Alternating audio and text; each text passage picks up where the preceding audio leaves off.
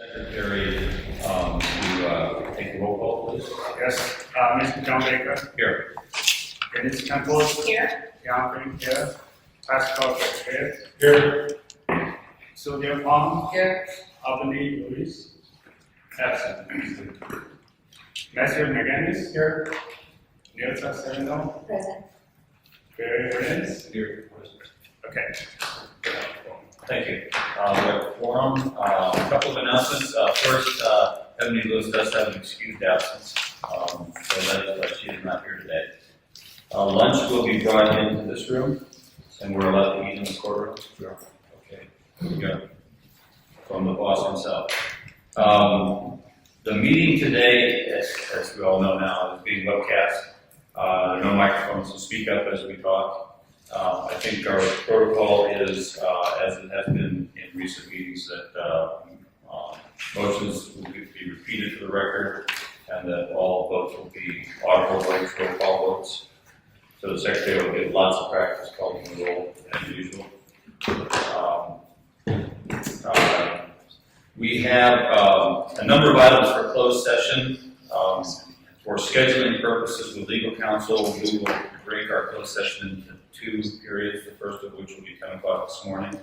We'll take up one of those issues, reconvene for open session, and then we'll go into closed session again later in the day for the remainder of that agenda. And it's really just a scheduling thing with for legal counsel. At this time, do we have any public comments? From the public who would like to speak? Okay, very good. Then you've all probably had a chance to review the minutes from the September 10th board meeting. And we're looking for a motion to approve those minutes. So moved. I second the motion. Okay, moved and seconded. Any comments? There was one correction that I wanted to suggest. And it's on page 4, I believe.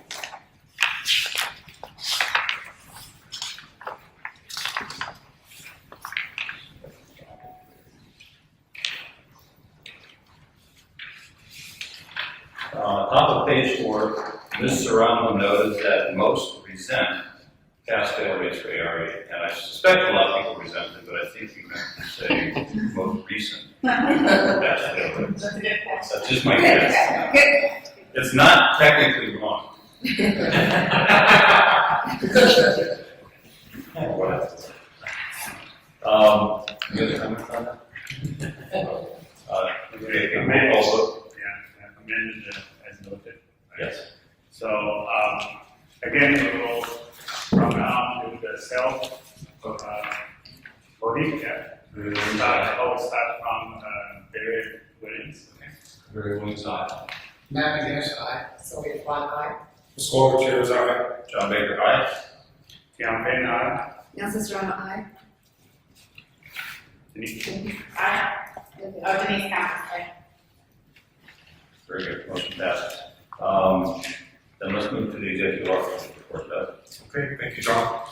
Welcome, everybody. We're pleased to have you in Sacramento. We apologize for the weather. The bad stuff hasn't hit yet, and we have to give you some umbrella lessons to our LA contingency, but we'll see how we fare when it hits us hard. We use it for shade. Indeed. So you've got an extensive written report, and the good news is the lion's share of these items are actually agendized for action. So I can just hit a few high points for you, and then transition into some of the other sections under this report, such as legislation. So the first note administratively is our next board meeting is on March the 4th. We want to get that on everybody's calendar. We had hoped that we could do a meeting in Nevada jointly with the Nevada board, but the logistics didn't sync up, so we will be in California. Likely in Southern California, that's where most of you are from, and as importantly, 3 of the schools, all 3 California schools, pursuing the integrated path are in Southern California. So I'll work with our expert in that area, Oscar Terra, and we'll select a university to meet at for the March meeting. Did you say March 4th? Correct. On a Friday? Yes. Okay. I'll double check. Next on Breeze. Breeze is the department's enterprise business system. We are in phase 3 of Breeze. Presently, phase 2 is rolling out, and it is, we are projected to start our work mid to late 2016. Prior to the commencement of phase 3, there will be a cost-benefit analysis by DCA, mapping out the various options and analyzing them as to implementation for us. I will touch upon some other factors on Breeze, as there is some legislation in your packet also on this area. Also wanted to touch upon a regulatory proposal, and this is an important one for us, as the board members will recognize. One of the key philosophies of this board is respecting the importance of diverse paths into the profession. Many states just have one way in, that's the accredited degree. We have multiple pathways. And so the regulations on section 109 regarding the internship program, intern development program, are associated with a key change to IEP, where folks in the profession who have been in the profession for quite some time can actually retroactively document their experience. They can go back 5 years at 50% credit. So it really opens the door for individuals who have been in the profession and want to pursue licensure, but until now, some of the standards for our IEP have precluded them from doing so. So that's a really important regulatory piece for us, and it is on the books as of October 1st. I also wanted to note the list of citations, and it is larger than normal. This represents a full quarter of data. Typically, you see 1 month, and a substantial majority of them are regarding continuing education. And I thought there might be some questions on that. A couple of things. One, it's still a relatively new program, the audit system. And then, probably more dramatically for this report, we are in our renewal year. You recognize we're biennial, so we're in the odd year, which is our renewal year. So that drives the numbers.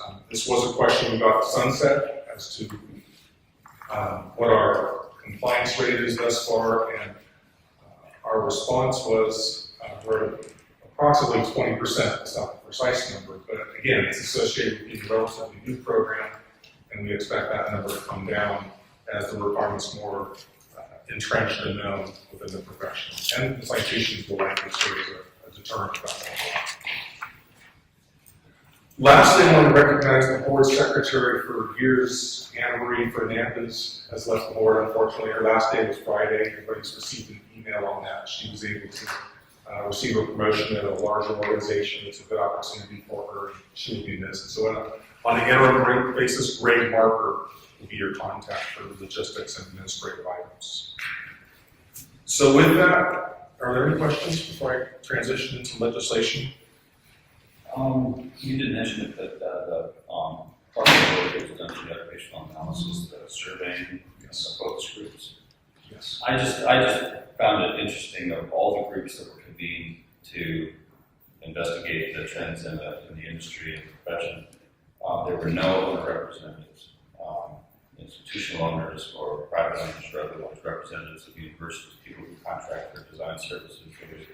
It doesn't look like they contacted or talked to any of them. And they're on the receiving end of architectural services, building officials and contractors, those are all important, but they were noticeably absent, in my opinion. And that's something we can certainly weave into the next OA and focus groups. That's an important piece, your larger institutional consumers. I think that we want really legitimate feedback on architectural services and performance and that sort of thing. I don't think we can afford to leave that group out.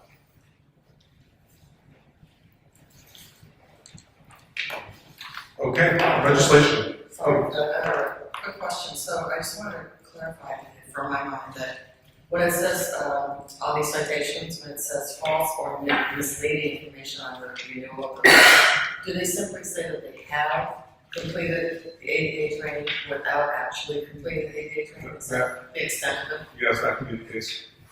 So, what do they do? Check the boxes? I can't, because I did it legitimately. So I don't know how I do it illegitimately. Marcus, can you, or Vicky, can you talk about before with some of the issues we're seeing in the The audits? most common violation that we're seeing is on the renewal form. It asks that you've completed the required 5 hours on disability access requirements, and then they sign under perjury that it's accurate and no false information. And then we select 3% to audit, and then we send them a letter telling them they've been selected and to send in their documentation. And when they send in the documentation, it's clearly shown that they completed the course after our letter. So that's the most common violation that they're seeing. So after if they complete it post, that means they perjured themselves, and so we issue a fine. And they pay it, it looks like they pay it. Yeah, most of them have been paid. Am I accurate? Yes, in Yeah, so they're not completing the coursework prior to submitting the renewal, which is required because they're supposed to complete the coursework in the previous 2 years. So they're waiting until they get selected for an audit, and then they send in their proof, and it's after the date of our audit. That's the most common violation that we're seeing. Yes. Would it make sense to be part of the application to actually ask them to send in proof at the same time that they sign? Originally, the way the law was written, they were required to do it at the time, but that would be 100% of people submitting it. So the law was amended to just require that upon an audit you provide it. But they, there were people then that still were completing it before they submitted the renewal too. So, but the law was amended to allow it just for the audit.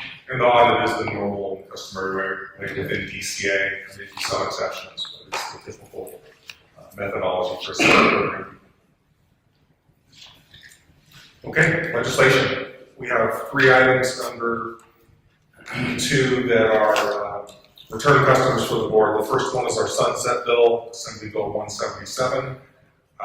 It was signed on October the 2nd, goes into effect January the 1st, and it extends our sunset date until 2020. One piece that we'll talk about later is we did insert amendments into it that actually recognizes the integrated path degree programs and gives the board some authority. Unfortunately, because of changes at the national level, we need to make a modification to that, and we'll talk about that under a separate item. The next bill, and we're not looking for motions, these are updates on these items. The next bill, EB 507, is regarding degrees, and it contains a directive for the department to prepare a report for the legislature on degrees, particularly on phase 3. I'm told that actually next week there's a meeting between the department and legislative staff, so what you see in the bill presently is not what the bill will look like in the eventuality that it moves forward. And then lastly, Senate Bill 704 is an AICC bill. This is informational also. It addresses the situation with unelected boards and commissions, like planning commissions. And in instances where a member had a financial interest in a project under the prior law, you have situations where the members actually have to resign from the board. And so this creates a recusal system for members in that situation. Okay, the next page is a list of AICC proposals. We don't have language on these yet, it's early in the process, and our normal and customary procedure as a board is we don't take positions on legislation based upon just the concept. So let me walk you through each of these. The first one is on the intern title issue, and we have that elsewhere on the agenda. This proposal would give the board authority to adopt regulations for a title. Architect and training is what the council is looking for. Again, this overlays with the major policy work that has been to the enforcement committee twice, and the board is now seeing it for the second time, and it is far from concluded as to what the board's position is on this. So one view might be that legislation is a bit premature at this stage of the game. The next one is on continuing education. We're just talking about the accessibility CE, currently a 5-hour requirement for each 2-year renewal cycle. AI is not proposing to modify the number of hours. It will still be a 5-hour requirement, but they are looking at modifying the content and adding a second element. So you would actually have 2.5 hours on sustainability issues, and then still 2.5 on accessibility. The current requirement is the byproduct of a very complex negotiation between a number of critical interest groups, trial lawyers, building owners, disabled community, et cetera. So it'll be interesting to see how this bill actually takes shape and how it moves through the process. The last one also relates to accessibility. It would create an opportunity for architects to provide construction observation services just on the accessibility features. So the architect would have an opportunity to visit the job site and ascertain the extent to which what was built actually is reflected in the construction documents. This is still in the development phases, so even the concept, I'm told, may shift and evolve as we move forward. Any questions on the legislation? Yeah. Yes. So we can have a little bit of discussion, just to kind of help. Will this go back to AICC as some comments? Yes. So, on the issue of the intertitle, the NCAR's working on that at the same moment. I'm on the committee that's working on it. And the titles vary a lot. Now, what the question to you is time-wise. What if NCAR actually comes up with a title that says, this is it? Because we're leading, I mean, it looks like the committee's kind of getting toward that. And I believe that the plan was to have recommendation to the NCAR board by June. So if that happens, and this doesn't happen quickly enough, would we then be subject to whatever title NCAR comes up with for a national title? Or do we still move along and create our own title? Well, it would certainly be a national standard that member boards, the 54 member boards would take a strong look at, and many of the boards do absolutely reflect what's in NCAR model law. There's a change to model law. Shortly thereafter, they amend their Practice Act. My understanding was that the position from NCAR, and it's under that other agenda item, was not use the intern word in any way, shape, or form. It was a pretty firm position on that point. Right, but my question is, so when you say most of the jurisdictions follow that as the model law, would we do the same? Would this issue go away? Well, it really depends on how the board acts, because the model law is put out so that if the jurisdiction wants to adopt it, they can, but we don't have to.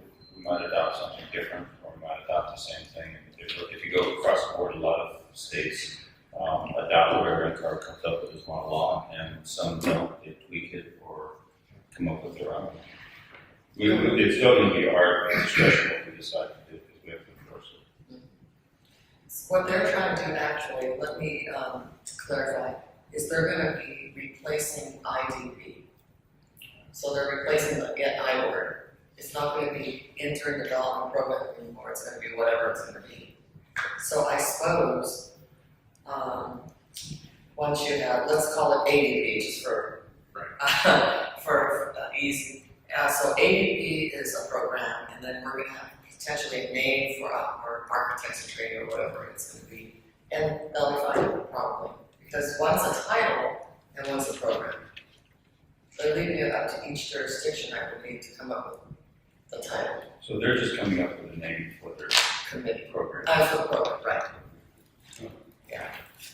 Okay, well that answers my Yes, question. on the program part, but again, my understanding is as to a title, NCAR's policy position is there's only a need for one title, and that's for the practitioners. To protect consumers, you need one title, and it's for those who are licensed in order to protect the public health, safety, and welfare. There ought not be other titles for other scenarios. We're going to call them something.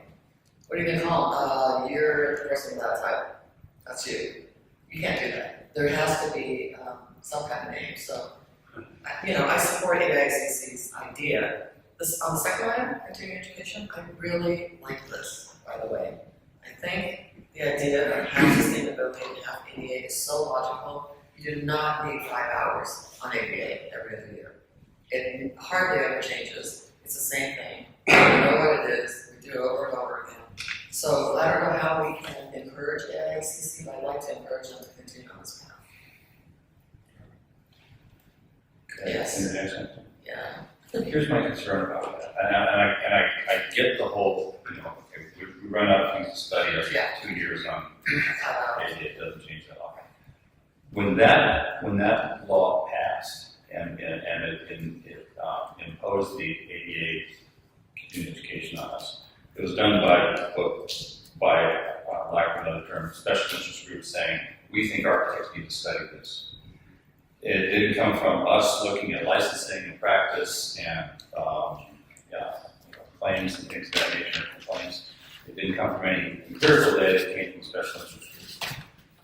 Our fear was we could end up, in the absence of our own continuing education program, we could sort of be sitting out here waiting for any special interest group to come along and say, well, we think architects should study this, and we think architects should study that, and we could have all kinds of special categories that the board couldn't tinker with, couldn't say, okay, this was an issue in 1984, it's not so much an issue now in practice, so we think the continuing education should change to this topic because this is an area where we have problems, which would make sense for the board.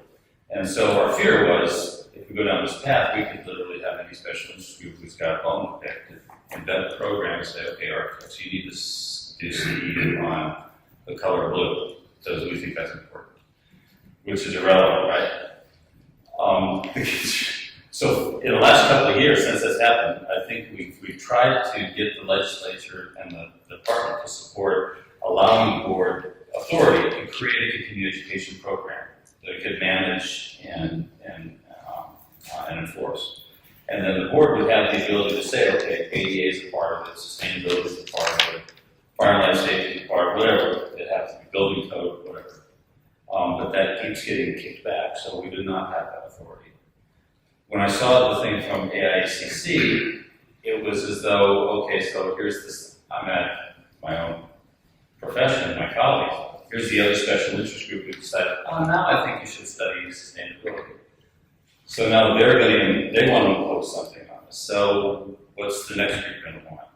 It's kind of a bad precedent. It's not that I disagree with the idea, but the process by which it's happening, we could find ourselves 15 years from now with, 47 CEUs every year and all kinds of goofy things and have no control over whether or not they're even relevant to practice because special interest groups decided to enforce them, impose them on us. That's my only concern about this is it's instead of going down the path of trying to get the board the authorization to be able to create a comprehensive program, they decided they want to impose it. And I think that's unfortunate. Any other questions or comments? Okay, the other piece I have under my report is the liaison updates. We have just under 15 minutes before the appointed time for your closed session. Do we want to make an attempt here? So the day is 24th. Right. Correct. So the liaison program, as you know, is an effort that the board has had for several years now to reach out to collateral organizations, schools, et cetera, to collect information about what's going on in the marketplace, identify trends, share major initiatives with the board, and find opportunities to collaborate. So twice a year at board meetings, we do an update on the various groups and what the download is from those organizations. So with that, we can go around the table and knock out our updates on our various groups. And I'm happy to start if you like. So for me, the American Council of Engineering Companies, it's a Sacramento-based professional association made up of firms in engineering. We actually have our major meeting next week, so most of my download is going to take place at that. Issues that have been ongoing for the council include qualifications-based selection and looking how that is implemented at the local level. Also the indemnity provisions in public contracts and what those parameters and realities mean for the profession, are they balanced and appropriate. And then of course on an ongoing basis, infrastructure and water, the bonds, the financing, how the projects are identified. Other groups that I have are the Engineers Board, and this is interesting. Engineers Board is going through something that we did years back, with the national exam, they're moving toward computer-based. So that'll be a major change for them. For architecture, I am told it was a pretty significant change. And one of the things that impacted was within the culture of the profession. You lost that reality where you had the exam twice a year, and a cadre of emerging professionals would pair together, work with their mentors, take the exam, and come into the profession as a group. And that was a very positive feature that probably stimulated and promoted licensure. So I definitely discussed that piece with the engineers board so that they understood what they might be getting into with the change, but that is largely how testing is done. That is state of the art for testing, computer-based. We know that from our supplemental exam. Other issues, they have a California exam that's much like what landscape architects used to have. It's more of a take-home learning exercise, and they are looking at taking that also computer-based and maybe even looking at it as a tool that's used at the renewal process, rather than just a one-time obtain your license. And then lastly, engineers is going through an exercise of rewriting their act, looking at the nomenclature, making sure the language is consistent throughout. It sounds like a very technical process, but it can be highly labor intensive and will take them quite some time. My other group is the contractors board, and one of the key issues they're dealing with, as you might imagine, is regarding contractors for solar projects. So they're doing a lot of work looking at the contract requirements, how the contracts specify exactly what you're going to receive with the system, what the return on investment is going to be, et cetera. So that's a big piece of work for the contractors board. They're also focused on an ongoing basis on their senior scams, because seniors are often a target of the bad actors, and so they're working hard, working with legislators to educate seniors as to some of the common issues you see with folks who knock on your door and try to sell you things you don't need. And then lastly, they're looking at their qualifications component of their act, clarifying it, amending it so it makes a little more sense, than maybe looking at something like the table of equivalents that we have. And then lastly, Pasquale originally had CLARB, and we decided it would make better sense for our friends from LETC to address CLARB since they're members. Unfortunately, they weren't able to be here today, but I do know that one of the things they're doing is kind of interesting. CLARB is working with another group called CLEAR, the Council for Licensure, Enforcement, and Regulation. But CLEAR is actually going to do some consulting with CLARB and some of the members on governance to help the boards, member board members better understand things they can be doing with their state boards to be more effective. So they're working on a training piece for the members. They're also involved with launching their nominations process for officers, which is a much more complex process than NCARB uses. And then also the Landscape Architectural Foundations collaborating with CLARB, and there may be an opportunity to fund some research on HSW issues for landscape architecture. So that covers my groups. So, shall we go around the table to Sure, I can go next. I have three schools to stay in contact with. One is the New School of Architecture in San Diego, and the other two are local community colleges, Mason College and Southwestern College. I'm a complete failure with community colleges. I haven't had much conversation with them, but I've had quite a bit of interaction with the New School of Architecture, helping them through their applications, and finally their successful acceptance into the Integrated Pathway Program through NCARB. Most of the conversations we have kind of focuses on their ability to retool their programs to accommodate that pathway, prepare their students for the integration of the exam and internship, creating liaisons with the professional community in and around their area so that they've got a list of firms that are already prepared to hire interns and provide opportunities for them. So I help them with that. And sort of getting ready for the shift over from ARE 4.0 to 5.0 so that they're preparing properly for those things. Beyond that, most of the conversations I have with them really are to help clarify what's trending at the state and the national level with regard to program changes, IEP changes, or whatever IEP is going to become called at some point in time. And just so that they can keep all of that on the radar screen.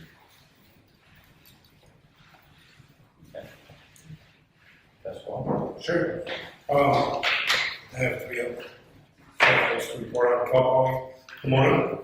First of all, the last time we met, IPAL, the Integrated Path for Digitalization, is now the Integrated Path to Initiative, which is IPI.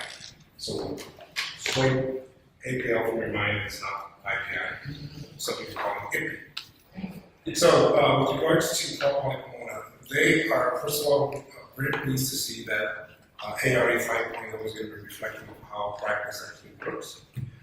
They are not in support of IPI, and they also would like to see early eligibility available to all NCAR, all NAP students, not just those designated in the IPI curriculum. I brought them a couple of questions. One was what would inspire them to adopt the NCAR IPI program.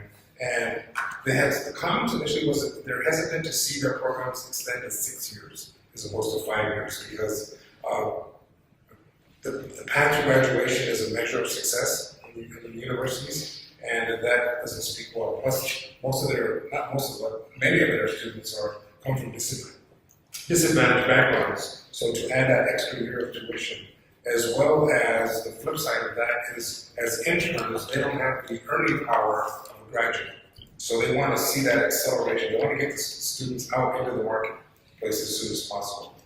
I asked them about if they could give me some metrics for making early eligibility available to students that are not in the IPI program. They thought that if a student could complete 500 hours of IPP, that would make them eligible, or they feel that would be a starting point to get them for eligibility. And they actually feel that there's 3 divisions for students to be prepared to take on.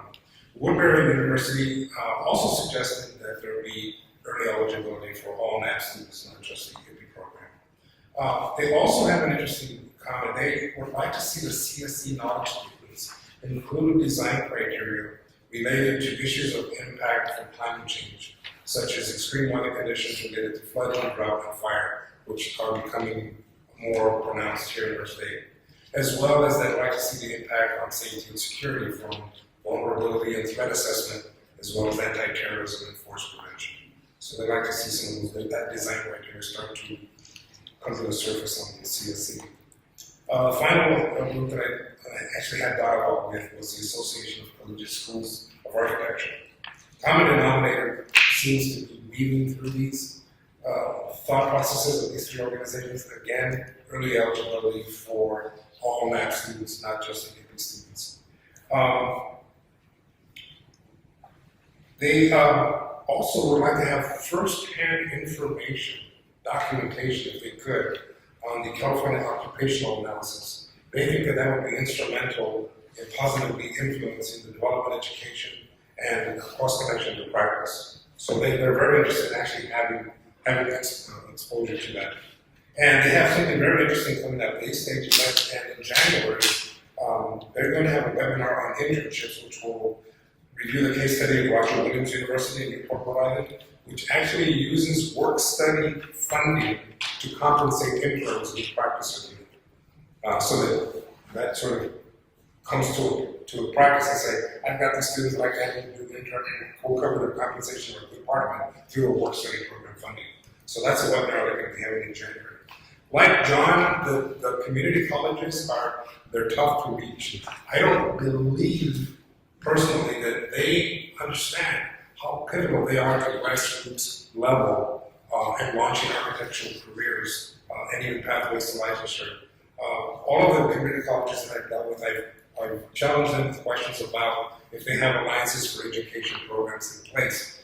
In San Bernardino County, such a program exists where it's a partnership amongst businesses, labor, government, community, and education with the mission to produce an educated and skilled workforce community. I also asked them about Veterans Administration or Veterans Outreach and high school outreach to bring that awareness of the profession to that level. So, we're going to report this. I have the opposite experience. It's so interesting. I have much better communication with my community colleges than with the university, so there you go. The community colleges seem extremely interested in knowing what they can do to encourage their students to finish the 2-year program so they can accelerate and get into the 4-year program so that they can begin working and so forth. So that's my experience. The rest of it, I don't have any updates beyond that, and I've received my time to my fellow board members. So I've got 3 community colleges also, and we've got one general contract, the first time I ever spoke to this guy finally. The Associate General Contractor of California. So his concern about the early entry to taking the test was whether or not it was going to be qualified architects. So that was his only kind of comment about it. He has a lot of recognition process. So he wanted me to communicate that to you. The community college I spoke to, so I was San Francisco City College, College of San Mateo, and there's another one that I tried to reach the guy and never been able to. But the gentleman at City College, they have a board called the Coalition of Community Colleges Architectural Programs. And he's the president of that board, and there's 43 members in the state. And they're trying to find alignment with the public universities and private universities. Their biggest problem are the transfer students.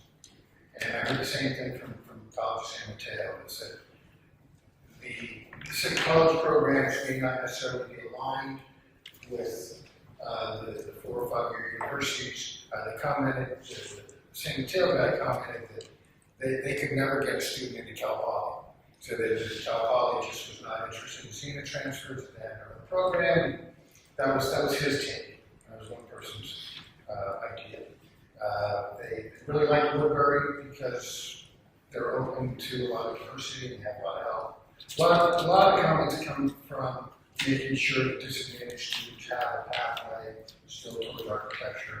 And they were looking for some sort of certification for their programs to be able to qualify them and then transfer to another larger state program. And we're wondering what we could do to help support that or help with the conversation. So that's the question of the board. And that's all I have. Okay. Are you looking for an answer or feedback? Well, I think it's a long way to go. I mean, it sounds like what they really have to do. They've got to do a lot of groundwork themselves to find out what they need to do with their aligned schools or their aligned with schools.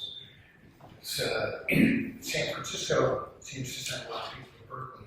San Mateo didn't seem to have a direct line anywhere. Just from personal experience, if I can, when I was at East LA Community College, we had 2 curriculums in the architectural program. One that provided you with the AA, the other one provided you with the AA transfer. And it had the actual classes that would be accepted by Berkeley and by Cal Poly Pomona. So they had done their homework, they had done an alignment with the universities. So it's really bad on that. Yeah, I think so. Yeah. Yeah, please do. Read it. Yeah. Okay. I had 2 yards ago side argument in Cal Poly and 4 community colleges, but I was only successful in 2. We can start with the argument and get back into this other conversation. Side and Cal Poly both are at a wait and see in the integrated path to internship. Yes, integrated path. No, integrated path initiative. Initiative. Initiative. Just say Initiative. A little bit of the concerns are what we heard before, that extending it to the 6 years. Also the fact that both of the VR program, the 5th year is the thesis year, which is where we kind of pull everything together. And now really doesn't have big requirements on that. It's the year that in the VR program, the students can really, probably 20% do really find their way and go somewhere with it. And there's a concern about losing that by doing the integrated program. The other one was Cal Poly's sake is we do have 2 programs, one in LA and one in San Francisco that offers, they're both 2-quarter project or programs that offer internships. as well as the design studios in those places. And we're looking at trying to do more to maybe expand that to other areas as opposed to going in this other way. The other part was that in most schools, it's kind of interesting that part of the 5th-year program also allows people to explore other things in the creative fields, allied arts, etc. For some people maybe going into working on other platforms other than architecture, so that's another reason they don't want to stop the 5-year program. The 2 schools I was able to get a hold of was College of the Desert and then Cuesta, which is right there next to Cal Poly almost, and is probably the only feeder school in Cal Poly, primarily because many of the teachers that teach at Cal Poly teach the same courses over there, are very similar, very strong. We had a problem about 5 years ago, with the state college system, Cal Poly now. The state college system came down and said, you've got to speed up your graduation rate. One of the ones that was slowing down the graduation rate was transfers, because they might have had 2 years, but they're only getting 1 year credit. They got to pick up the speed on that. And so part of the result of that was, well, we're really going to, unless you have a complete 2 years and you can move into the 3rd year program, we cannot accept it. And which is very unfortunate, because we find that people teaching find that a lot of times the transfer students are more dedicated than those who have kind of gone through it. So we really hate to see that.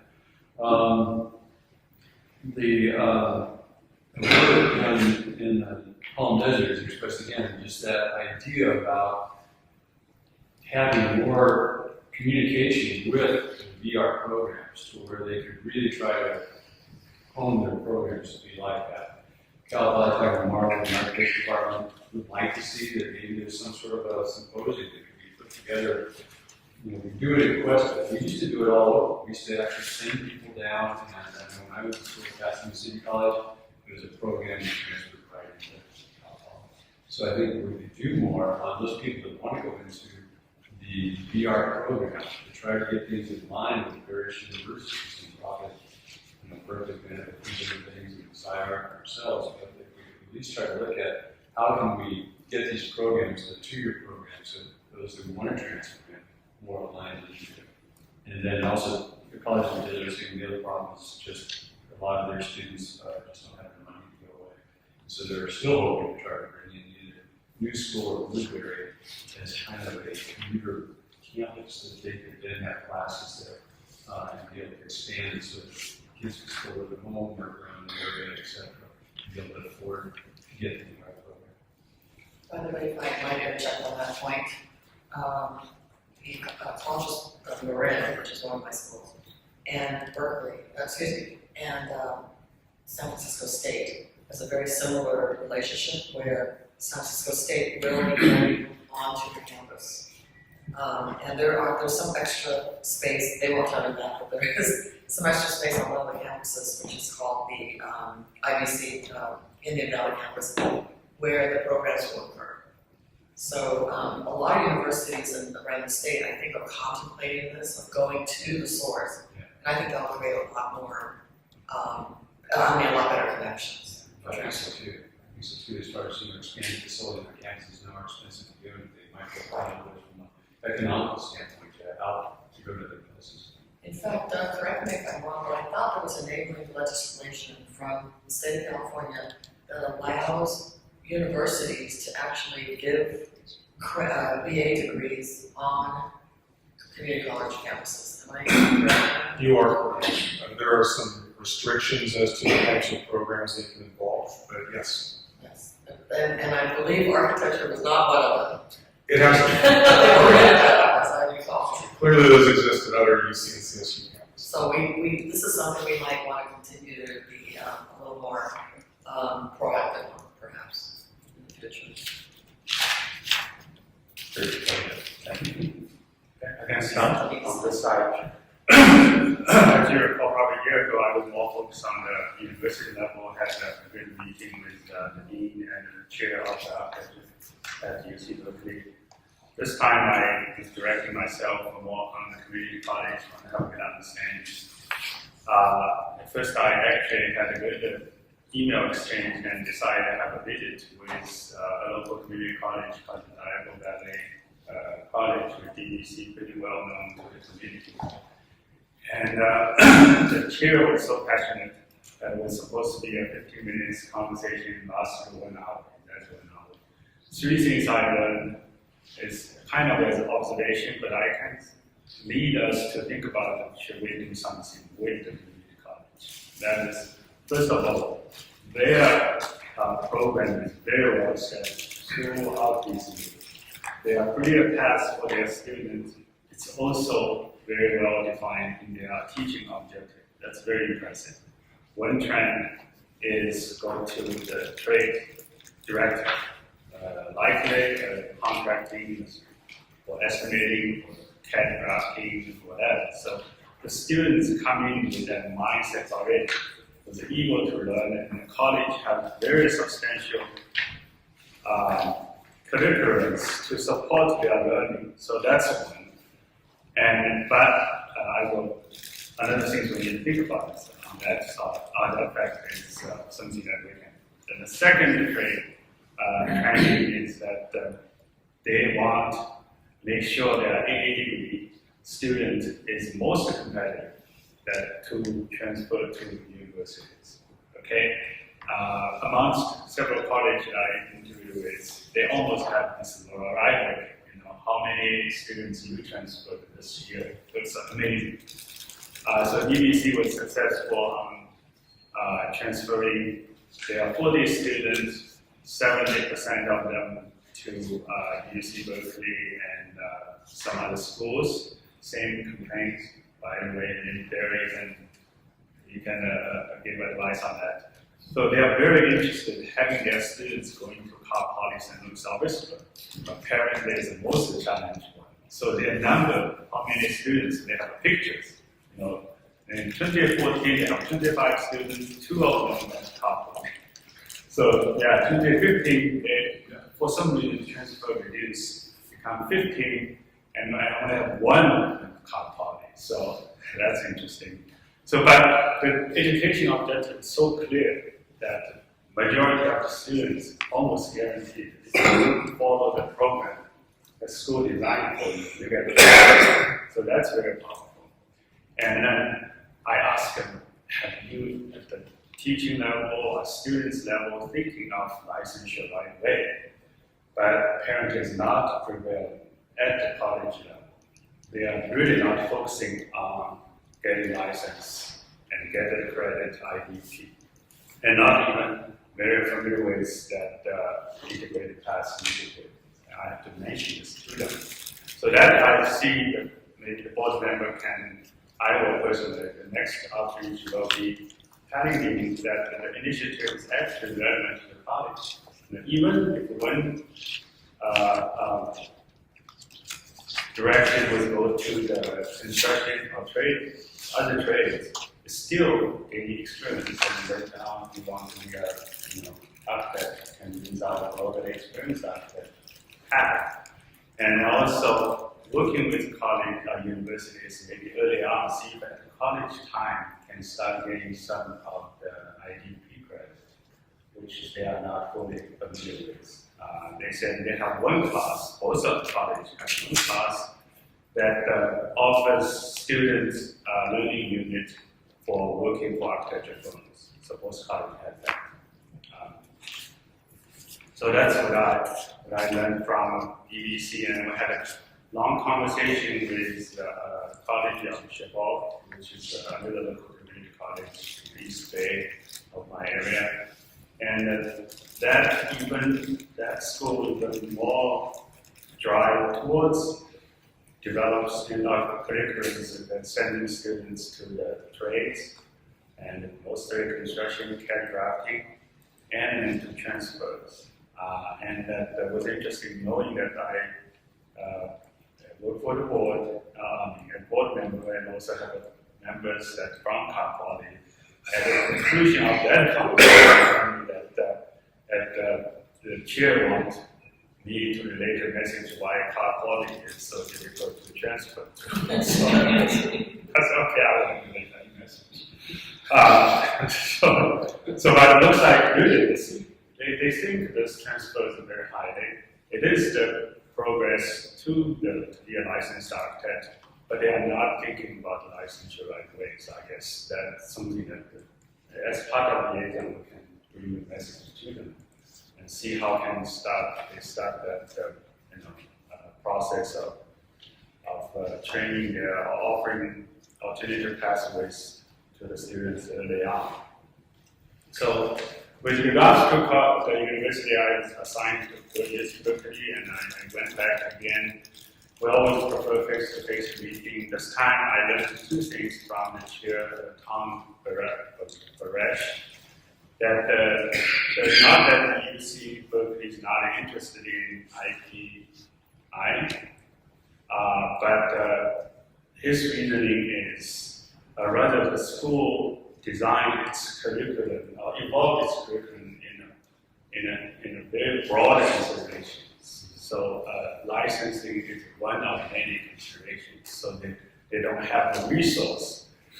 It's so dynamic. Immediately thinking about have an integrated path, then design or revise their curriculum accordingly. They just not have such a structure.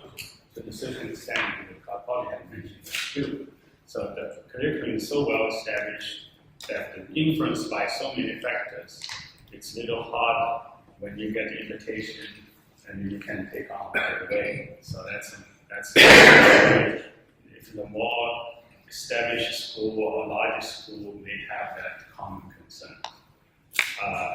But he mentioned that he brought this issue to the full staff meeting several times. They have decided not to pursue it.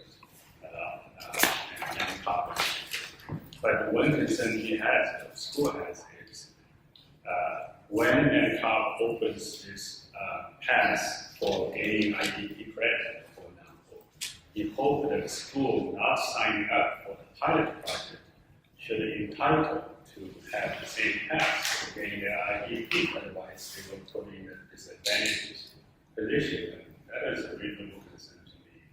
So, but without knowing the detail yet, it came from NCOP, so I cannot answer. So I thought bring this concern into the meeting. The concern is that the students might not have access or early entry into the IDP program. Yeah, if they are signing up that pilot program. Even without the IBI, students can get IDP credit anytime after they graduate high school. So that's, yeah, So- he didn't mention it. Anything that already exists, Yeah. they can exercise, but anything that additional benefit that the pilot school has, they would prefer not to be precluded. So, that's specific. That's my. It may be that they need access to the exam. In addition, yeah. So they're not sure they want to do the work, but they definitely want it first. So then, so that's my request. My assignments are Cerrito College, LA City College, Orange Coast, and Ventura. And I have had no success with Orange Coast or Ventura. I do often get a call back from Cerritos College, and I did get one call back from LA City College. And Cerritos College is still the same conversation as how to get their students who graduate from there into a different graduate program. And they can't seem to find a way to get all their students to a graduate program. And that's what his big concern is. His other big concern is educating students on the liability that architects have, which is, I guess, where the program really addresses, that once you graduate and once you get this license, you carry a lot of weight on your shoulders. And he tries to put that into his curriculum, and he would like everyone to put that into their curriculum somehow, so that everybody walks out with their eyes wide open, that this is a big Well, this is the drive.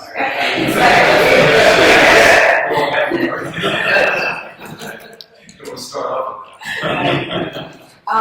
And the conversation with LA City College is similar, that they are also having a challenge trying to get all their students placed into a graduate program. And he mentioned that he has times the students are out of the box thinkers, these great minds that have really changed the world, but they can't get them into a graduate program. And that's my report. But I won't give up with the other kid. Yeah, I had experience too, the College of Sequoia, it's in Australia. The telephone number was somehow disconnected, but the email did not bounce back. And I tried to reach out several times, simply no response. Yeah, it may not. I mean, the community colleges, the people that are running these programs, it's a part-time job for them. I mean, they're making their money in the industry and they might teach evenings or something. So, and it changes. So I had to get new updated information, and I work with emails. Yeah. And then they come back to, no, so-and-so's in charge now. So it's, I think that the people are invested in it, they just don't understand the relationship they can have with us, and it's not their full-time position. Yeah. They still have department chairs. They load this chair every year. Senior faculty members and like the EDC chairs no longer the chairs, so I have to find a new chair. That's right, yeah. They love to remember. Great. Denise? So I did communicate with Doug and John earlier that I had a new job assignment and I wasn't able to follow up on this, but I had communicated before that with, I sent emails to my three schools, Rio Hondo Community College, Glendale Community College, and UCLA. I heard back from Glendale Community College, so we're going to be scheduling something from the chair there. At UCLA, their chairs, I don't know who's retiring or leaving, so they're going to be having a shift there, so I'm going to have to figure out who the new contact is. That's it. Great, thank you. Thank you. And then, yeah, there's one other piece. Bob Carter actually is our liaison to CalBO, California Building Officials. So these are the city and county building departments. It's where consumers go to research whether they need a permit, what the code requirements are, and it's where architects are submitting their construction documents. So the local building departments really can serve a role a little bit as our eyes and ears. So it's an invaluable relationship. Bob goes to the annual meeting. He speaks at local chapter meetings. So it's very critical work for Bob there in terms of spreading our message to a key constituency. Bob. Very brief report. This is the 2016 code cycle that CalBO or state is into. So they're working on course development to provide training to their staff as this process goes on. So that when the new code hits, which will probably be January 2017, that they're up to speed, ready to implement and do that sort of stuff to get it done. They're offering resources and support through model ordinances and checklists to building departments. Again, they're pretty much an educational group so that city councils and city building departments have information on how to implement some of the new laws that are coming down, not too unlike our continuing education law, but particularly the model water efficient landscape ordinance that was adopted. How is that going to be implemented on a day-to-day basis? So they're working on the structure to do that. And then they're doing an outreach and collaboration with allied organizations such as ours and such as AIA. What I would suggest, maybe you all live in Southern California, certainly in San Diego, the ABM is going to be in San Diego this year, March 13, 17, March 13th through the 17th at the Mission Bay Inn. It's an excellent time to go by.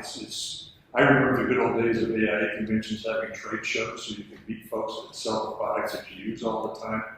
That's what happens there. People are selling their stuff to building officials. Simpson Tide are there. If you need a new Simpson Tide catalog, that's the place to go. It's also a place to get some continuing education.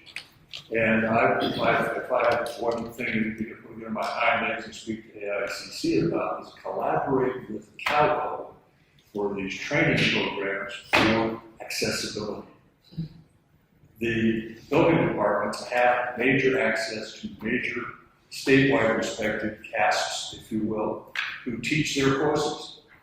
Take the course with CalBO, with the building department. So we just need to link and type it and we'll work that. So they're doing their same stuff, education, working on it, they're doing some reorganization, so that's my report for today.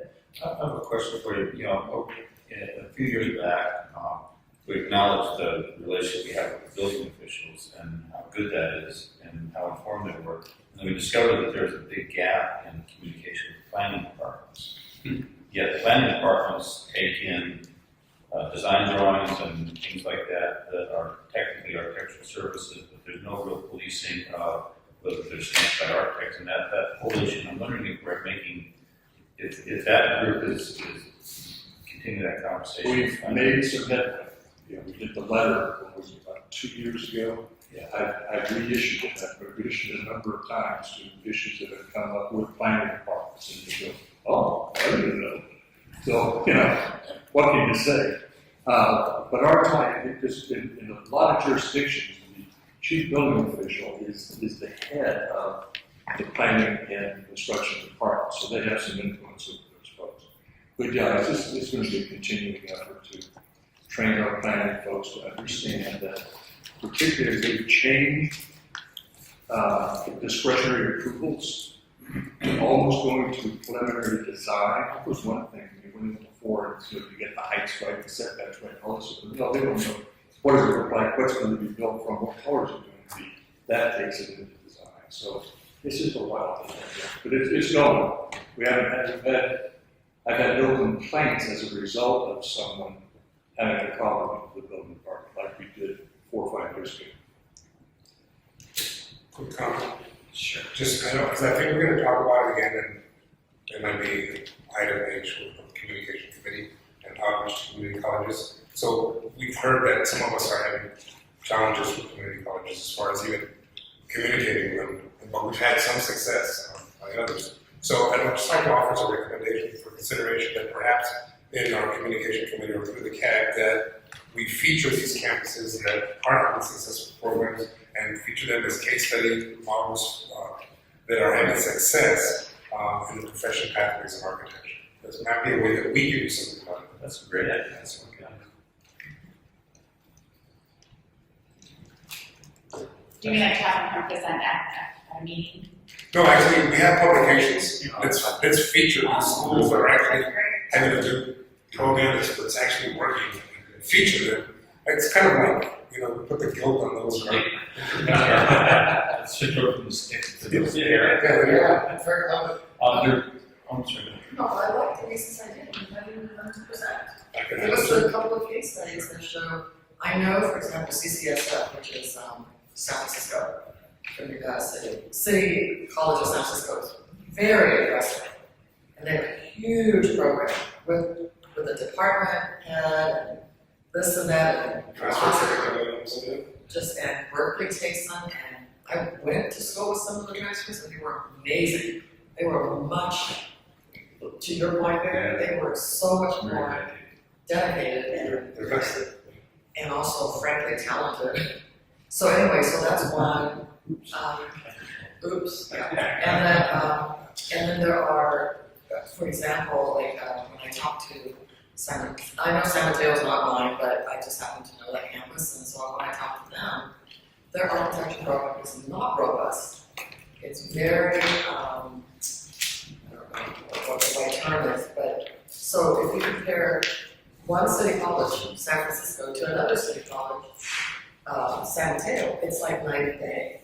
So how do you create some balance and scalability? Maybe you take a micro cosm of what CCSF is going to do and make it just a smaller package for equally as effective. So that's just some lessons that we could possibly learn. There are a couple of things that, as well, you mentioned in your report I was curious about. You mentioned a number of the schools would like to have access to the occupational analysis because it would help inform them.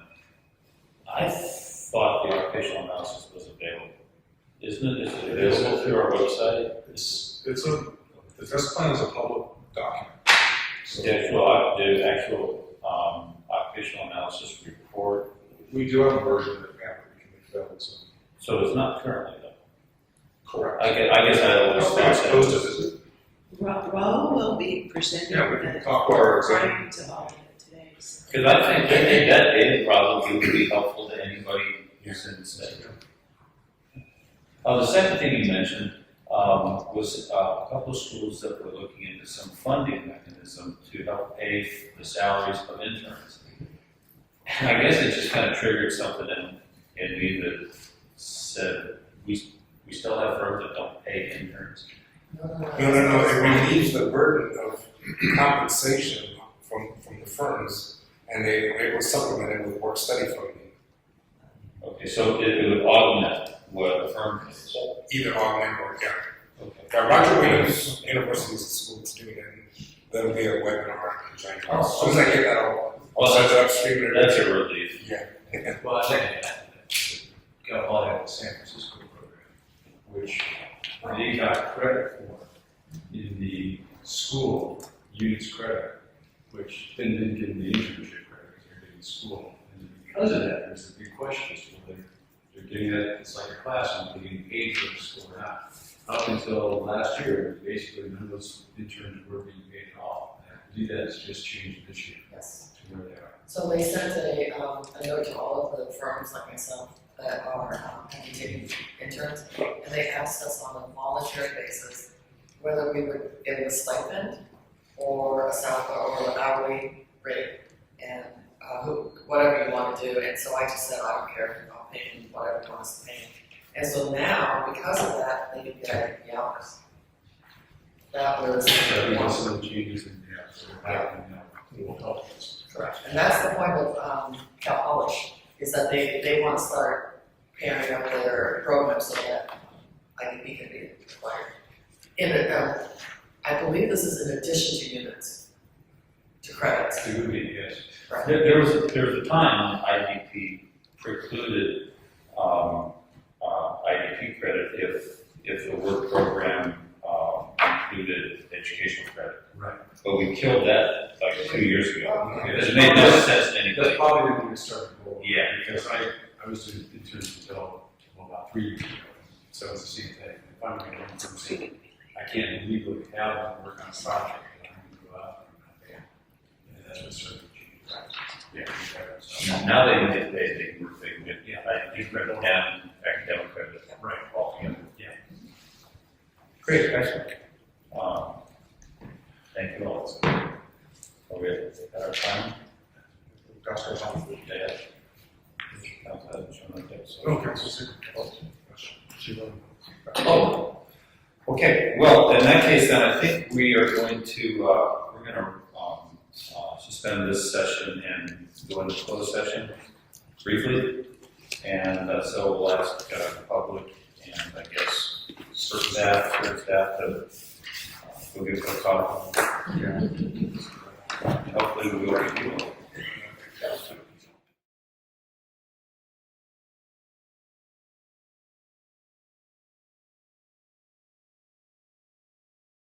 You're going to introduce this item? The Board Current Strategic Plan and Business Professions Code, Section 139, charged the Professional Qualifications Committee to conduct a review of the ARE and then also follow it with a linkage study. OPES was contracted to perform the necessary work, and today we'll be providing board members with a presentation bringing them up to speed as to where we are in the process. And this item is also related to the following item, which is item 2. Well, very good. Good afternoon. My name is Dennis Rollo, and I'm with the Office of Professional Examination Services, Department of Consumer Affairs. And I appreciate the opportunity to give you a quick summary about the ARE review and linkage study. As Marcus is pulling up the last. Okay. As Marcus mentioned, Business Professions Code Section 139, but also Government Code Section 12944, are the ones that require that a review of the national exam and linkage study be performed. Specifically, Business Professions Code Section 139 authorizes the Department of Consumer Affairs to establish policy which enumerates the process as well as the area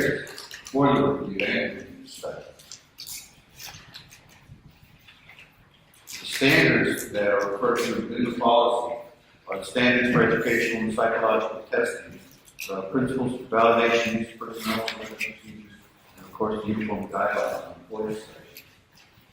Primarily with licensures, it's really the standards for education and psychological testing that are used, and the principles and the uniform guidelines really focus a lot more on personnel rather than assessment and licensure. So I'm going to start with the ARE review. Really, there's two steps. One, to ensure that it meets the psychometric standards enumerated the standards for education psychological measurement, and also that it reflects content-wise the content that's related to California practice.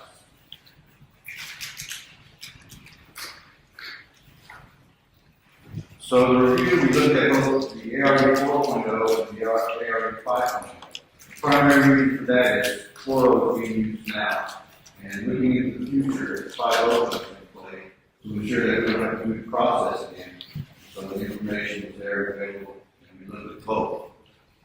In summary, as you can see the check marks, NCAR has a fairly robust, a very robust program in terms of occupational analysis and examination.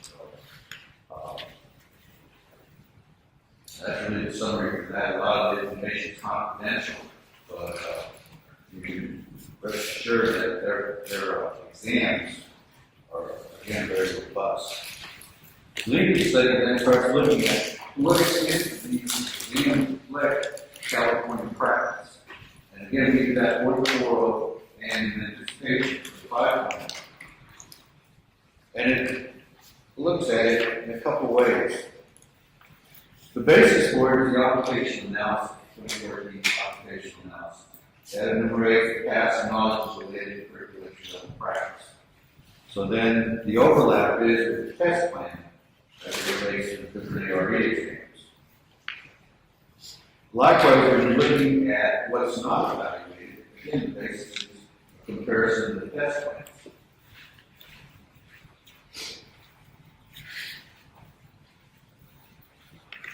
So we looked at so I brought in a group of subject matter experts over a period of 2 days with the licensees, 9 to 10. That architect description of practice includes 14 occupational analysis. When you look at the results of occupational analysis, you first of all have a very broad perspective of the past knowledge, and that relates more to the description of practice. And really the scope of practice of architects here in California. So the scope of practice is fairly broad. Within that large scope of practice, it gets narrowed and focused to the California specific. In looking at the description of practice, though, that's where we also start identifying those past knowledge related to general practice for architects throughout the country. Right? And that's where you can probably find the various amount of leakage than the ARE exams. After they did that leakage, then they looked at the CSE exam plan as it was developed in the occupational analysis. The primary reason for that was to take that as a basis and take the results of the leakage study, the first one, and be able to flesh out that CSE exam plan. Right? Now they had a chance to actually see the content of the ARE, whether there's overlap, whether there isn't, what's missing, what's not being. Then we can fine tune the CSE, which is what they did. If you have questions tonight, we can do that.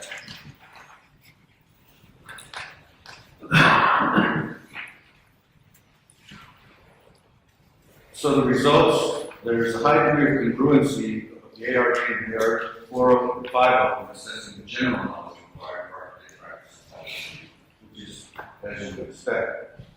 But they don't provide coverage of entry-level architect practice related to California-specific laws, rules, and regulations. Again, as you would expect. The basis then for ensuring coverage of that content in terms of your licensure examination process is the architect CSE, where we then do focus on the California-specific laws, rules, and regulations.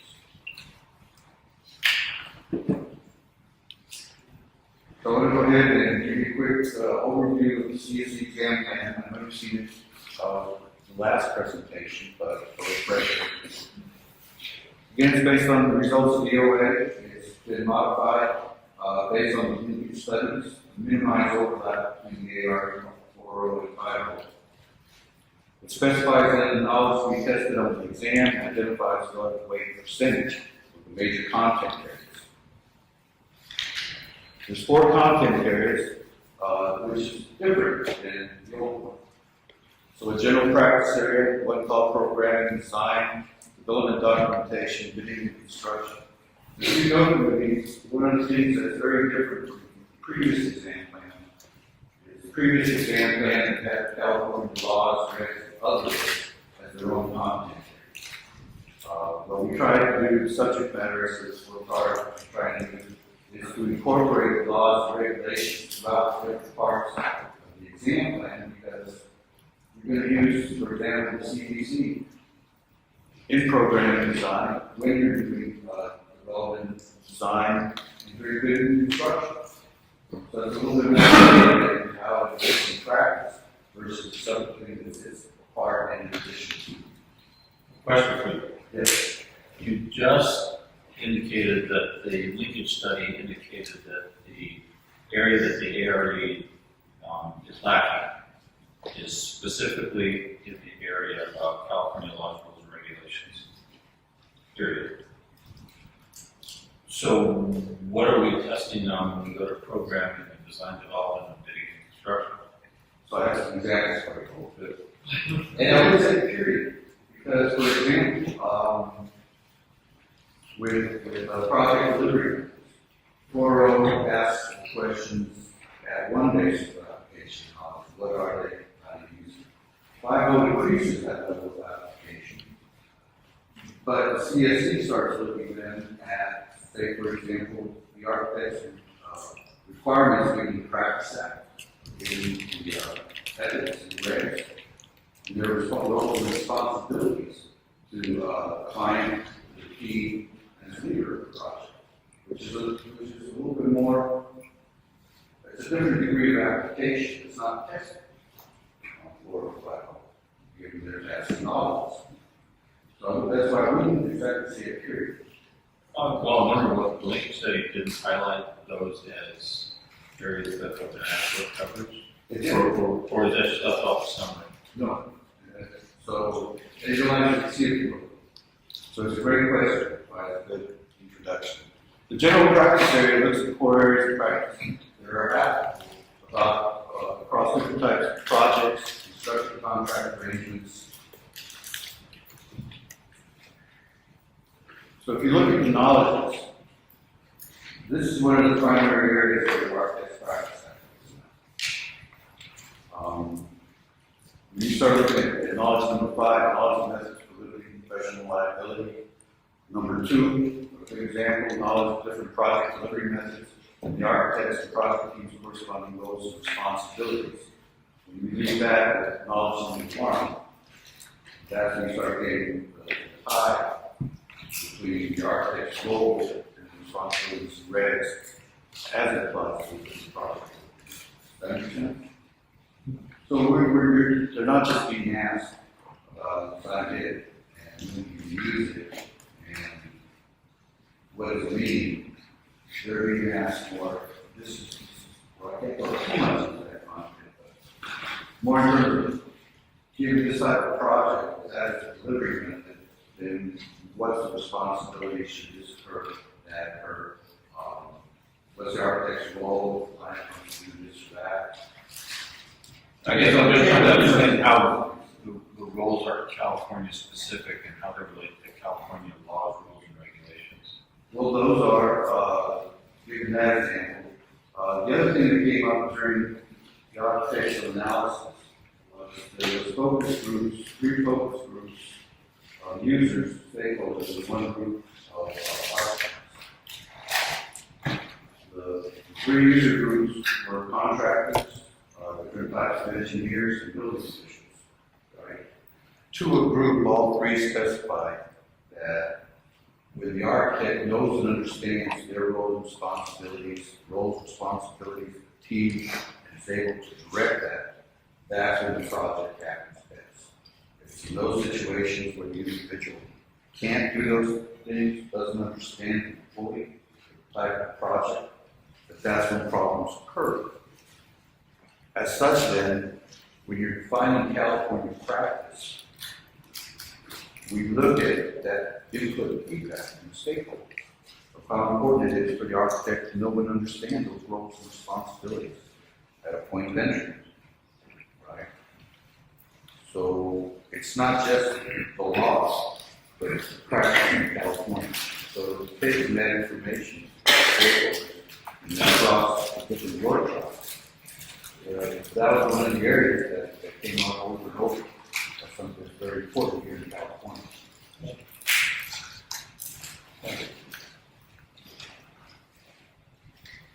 So programming design, again, looking at side project opportunities, constraints, design concepts, here's where stakeholders and user needs exist now. And all this point here, again, this is an area that's supported across. But again, there's different discussions that because of California, different types of stakeholders, diversity of populace and those interests, as the impact on the given project, that an area is placed in terms of the example. And then of course, It's more obvious, for example, CEQA, that's only California, and then all our coastal regions. So, yeah, this one's really good. here's another example of the type of task and knowledge is there.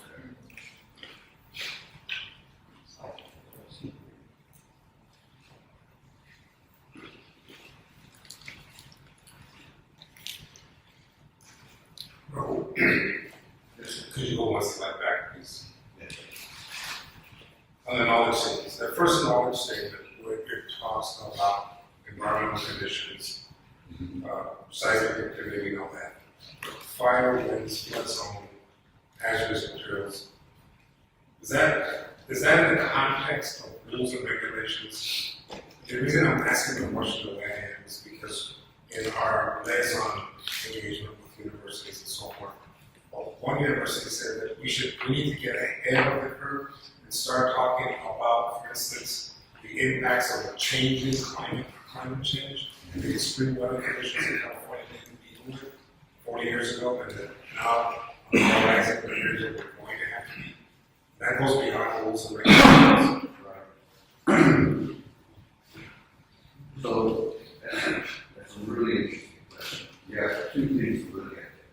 One is, so for example, with fire, CDC's chapter 7, right? We have different, San Diego, a good example, right? Of their information for severe fire experience. I don't know what they are, that's, so I get it wrong. It's correct.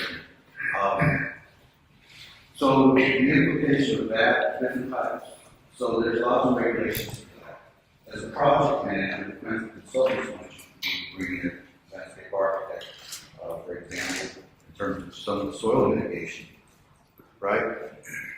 That's all very accessible now. So when you start looking at anticipatory types of issues, it's a neat question, it's a neat area that you have to figure out what you're going to test and how you're going to test it.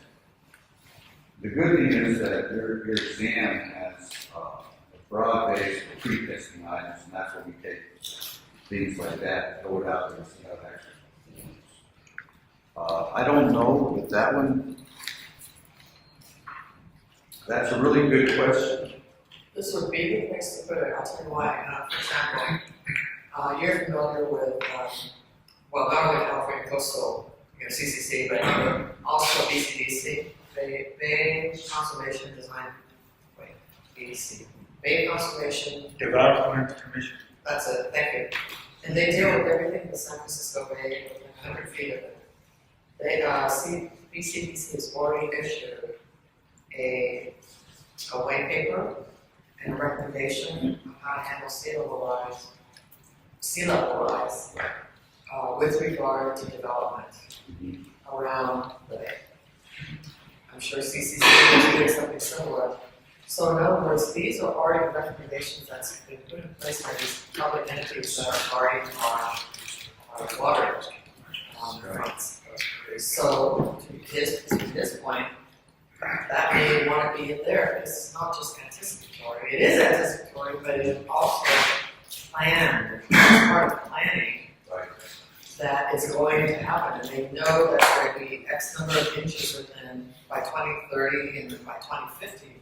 They know how many inches, and so therefore the construction these days around floodplains and sea level rise, they're already starting to require. Building departments are starting to require elevated structures. But we do work with floodplains. You know, when you look at a quote-unquote entry-level test, what really would you be testing there, right? The site conditions, bringing a consultant to evaluate them. We expect the architect to be the expert in that changing shoreline, or do we expect them to have sufficient knowledge of these are the types of experts that I have to bring in, or you brought them in, here's what they're saying, how does that one affect the site or the foundation or any of the exterior parts of the project? Yeah, the point where it said, in California, we may have to, in the not too distant future, just talking about the sea, nothing else. I mean, we may have to be dealing with conditions like Hurricane Sandy, and on the east coast, the sea surges, and everything will all that coastline. They're anticipating us having to deal with stuff like that in California. When we talk about CEQA compliance and the regulatory process around that law, it's clearly California specific. There's no way that NCAR could test for the ARE is irrelevant to Wyoming because it's our stuff. When we start getting into climate conditions and things like that, earth, wind, and fire, and that sort of stuff, a lot of states do those things, and the ARE does address that in the ARE 4.0 and even more so in the ARE 5.0 restructuring and that stuff. I know that material is covered in there. So I'm just trying. One of our primary objectives is to make sure that we're addressing California-specific things and that we're not overlapping and testing twice for things that candidates have already been tested for at the national level. And some of this looks like it kind of falls into that gray area where it may be duplicated. Earthquake's a good example. California is the only state that has earthquakes. We're not. Right? And more and more you see that. More and more across the country, right? The Great River Basin, Mississippi River Basin. The situation comes up not so much in finding that California is the only state that has earthquakes, but its knowledge of earthquakes and preparing and construction and site development. Because there are earthquakes here, is that important to California and our laws here. So while I couldn't be tested on the ARE 4.0 it merits testing here also because of laws, regulations, and because of the seismicity. Because we've got specific laws that Right. Most definitely. Statewide was now C4, C3, depending agency of municipality, which is the storm drain treatment. It's a now mandatory. It's not like a feature of Green instead of California. So yes, many knowledge base that could be really influence licensed professionals right there. Just like 100 years ago, we had Title 24 cities, most stringent. And then we have energy, is most stringent. By the way, we have a California energy code at the state one time. Yeah, that's right. So yeah, lots of energy stuff. You know, one of the things that and I'm glad to bring this up, is one of the challenges with licensees in the workshops is as they develop items, to step back and go, what's the level of application? Is it California specific? Is this an ARE type one? Because they are different levels of application, and I need to hear it then from multiple groups as they evaluate it on that level, as well as just on the content and construction level. So that is something that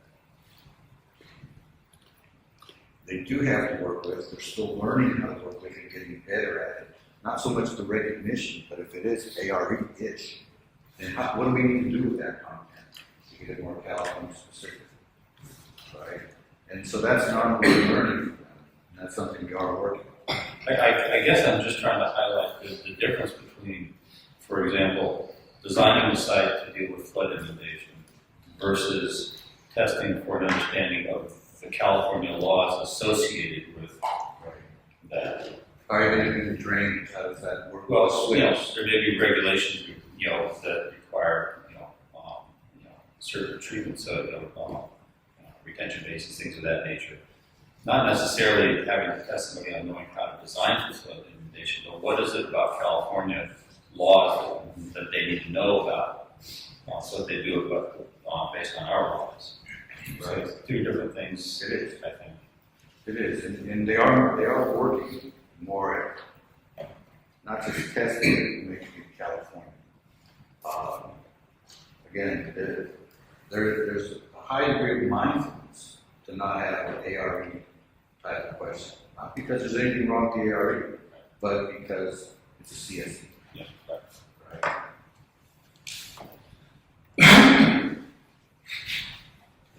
So the designability documentation.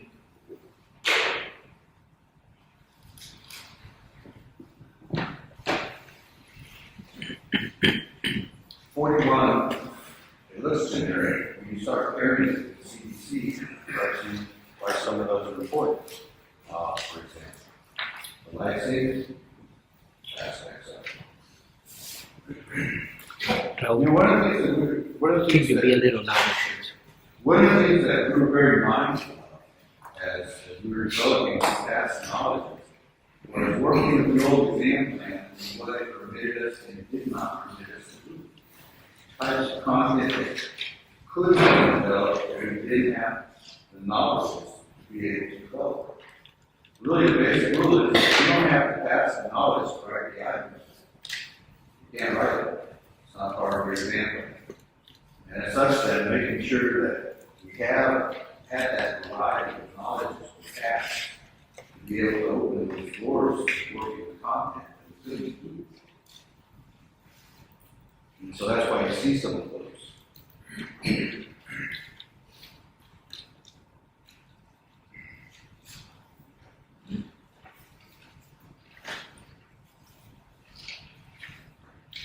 So bidding and construction, the public contract code, leads, special inspections, testing,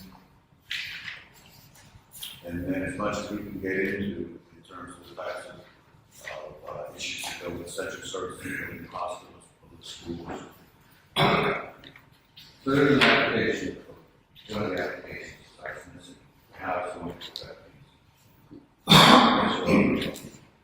things. Well, you go back, right? No problem. On 79. So that's really good because Oshkosh, DSA, and there's also Ship Road, which is the state historic preservation. Those are all very California, and it's not like the other states don't have similar agencies, but they ought to know that these agencies exist and what they do. Right. Is that the plan for number 79? That's, they're already being tested at that level. And for some of them then, say for essential services building, where buildings we have different requirements for anchoring and racing, for example. You need to get into that type of subject matter. And so specific, it requires this, how are you going to work with construction to accomplish that? And your candidates are very, very capable at this point of dealing with that subject matter at that level. That's really the presentation. Yes. Well, I've often been asked by candidates who have gotten to that point where they're ready for the CSE. It's very difficult for them to find study materials. They don't know exactly what to study or what content they should wrap their minds around. Is there somewhere they can be pointed to towards to prepare, adequately for the CSC? If you look at the recommended study materials that are on the website right now, they're daunting. Right. That's why I'm asking the question. I've been working with Mr. Gordon now almost 3 years. And the first time I saw that, I was like, oh my gosh, they have to know everything. Well, I think one of the things that's going to help is the test plan. This test plan actually helps bridge the knowledge to something that's part of the profession. Okay? I'm not knocking the previous exam plan, that was exclusively knowledge, it was developed for a different type of test. With the written though, I think it's very helpful even from the item development point of view, for the exam preparation, to have that focus on the critical tasks that these knowledges are aimed at. I think one of the things that, but Marcus and I have already started discussions in terms of time frames publishing those, and starting to think about communicating those. As far as the specific types of materials,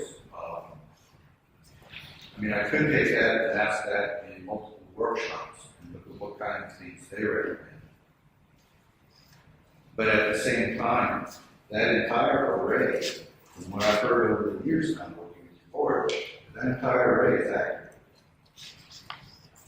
Now, what's different is the degree of depth that's required to know those things. The CDC has some example. Who walks around knowing that? And it changes, it's going to change again. Right? But what areas of that are tip of the tongue or could be tip of the tongue? That's a constant challenge in workshops. But as an architect, being able to know where the different things are, what's contained there, how to find things, that's the whole CDC. As you know, I'm not telling you anything different. And so as far as a reference, it might be problematic to say, these are the areas, the specific areas of the CDC we want you to study. Because you're not preparing them to take a test. You're preparing them to engage in occupation.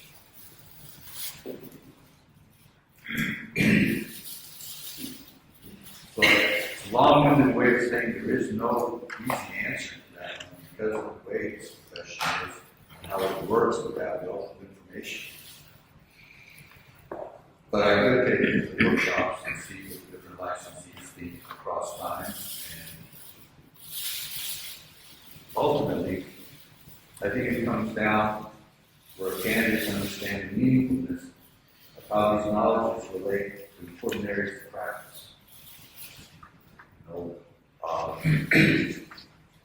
I think that's probably going to be the best study material for them, and then taking and understanding how the CDC works with those tasks and knowledges, how the different laws work with those tasks and knowledges. But just my preliminary suggestion is. There's also, I'm sure you've seen it, the interpretive guide to the CBC at the very beginning of the first volume. That's very, it provides a sort of an academic walk through the sequence of understanding. So that's usually where I point folks. And of course, chapters 3, 5, 7, 8, 10, and 11 are the crux of the CBC. Right. But I wanted to applaud you on your presentation because we didn't have, in our packet, we didn't have that PowerPoint. And that was very good and easy to understand. And we can have access to that so that we can communicate effectively. That would be a big benefit to us. We'll provide the copies of the presentation.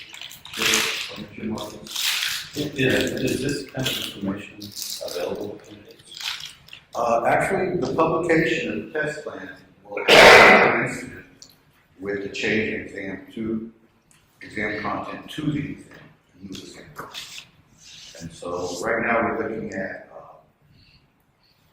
you got The ARA 50 is going to be launching. The next version of the CDC is going to be launching. So we're trying to plan it where those things kind of move together. There's no specific date yet, but I think that your board publishes it now. Plus it's on, not this specific test plan, but the current test plan is on the board's website now. It's part of the candidate handbook. The new one will be part of the candidate handbook. And I don't see why your board won't be publishing test plans.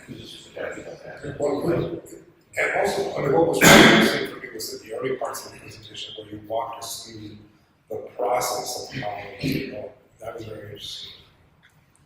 The 2 exams were analyzed and so forth. Okay. Anyway, it was very important. The entire presentation would be great. I don't know for speaking for myself, it would facilitate me being able to communicate effectively about those things. Right. Good, thank you. And just, I was told that the question came up in terms of helping to inform community colleges as far as content. If I might suggest, the test plan is probably the best means of communicating what the test is about. The occupational analysis report, so that is, I think there's a lot of really good things.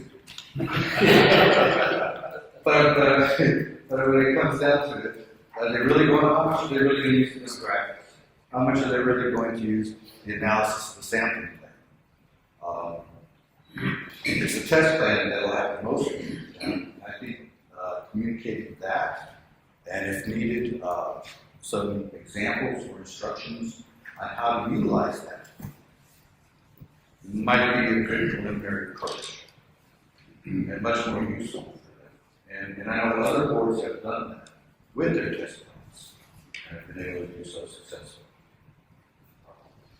So anyway, that was brought to my attention. I thought at this time just kind of make a suggestion to you. And I'd be happy to working with Marcus and your board staff. So that's that.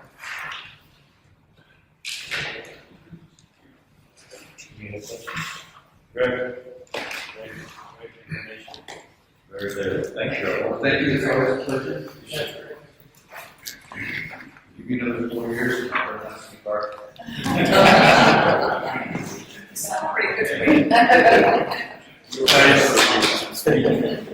See us the dark side. There's a downside. No, that's the dark side. Oh, yes. That was our opinion.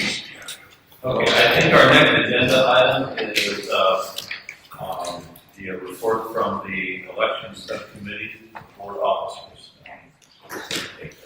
I'll speed up, John, if I may. So our administrative procedure manual has a prescribed process for electing officers each year. We do it at this December meeting. The process starts with the president appointing a nominations committee. This year it consisted of Bill Serrano and Barry Williams. They solicit nominations and volunteers for the various officer slots. They review and assess them based upon needs of the board, pending issues, qualifications, and then based upon that, they do recommend a slate to the board, which is in your packet. This should have one of the 2 of you, I think it was going to be Barry, but any additional comments? I can do it or you can.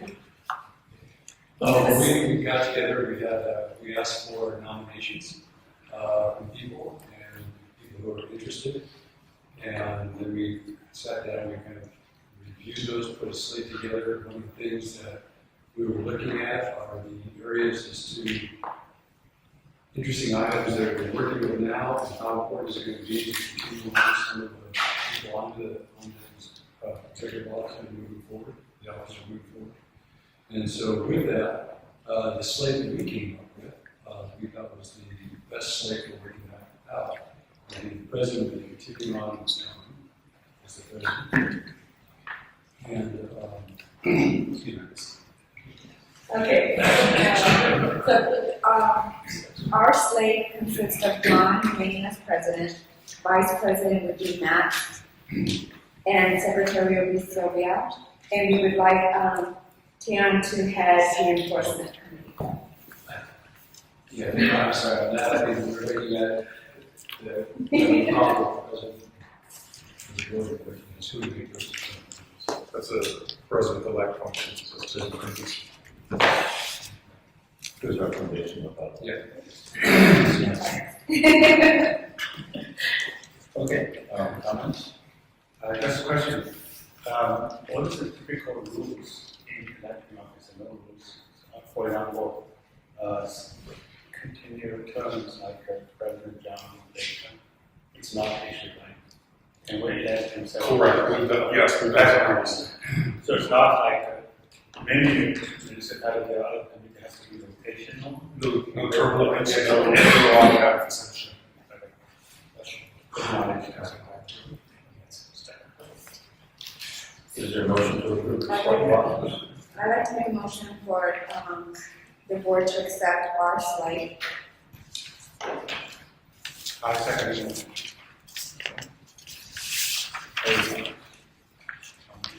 Okay. You're already aye. Small, And Baker, aye. Count Kenny, aye. Mrs. Rana, aye. Denise Thomas, aye. Okay, I'll try not to let you down. Excuse me.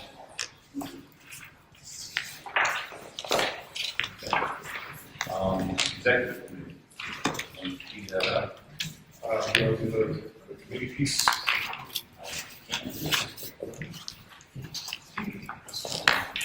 Yeah.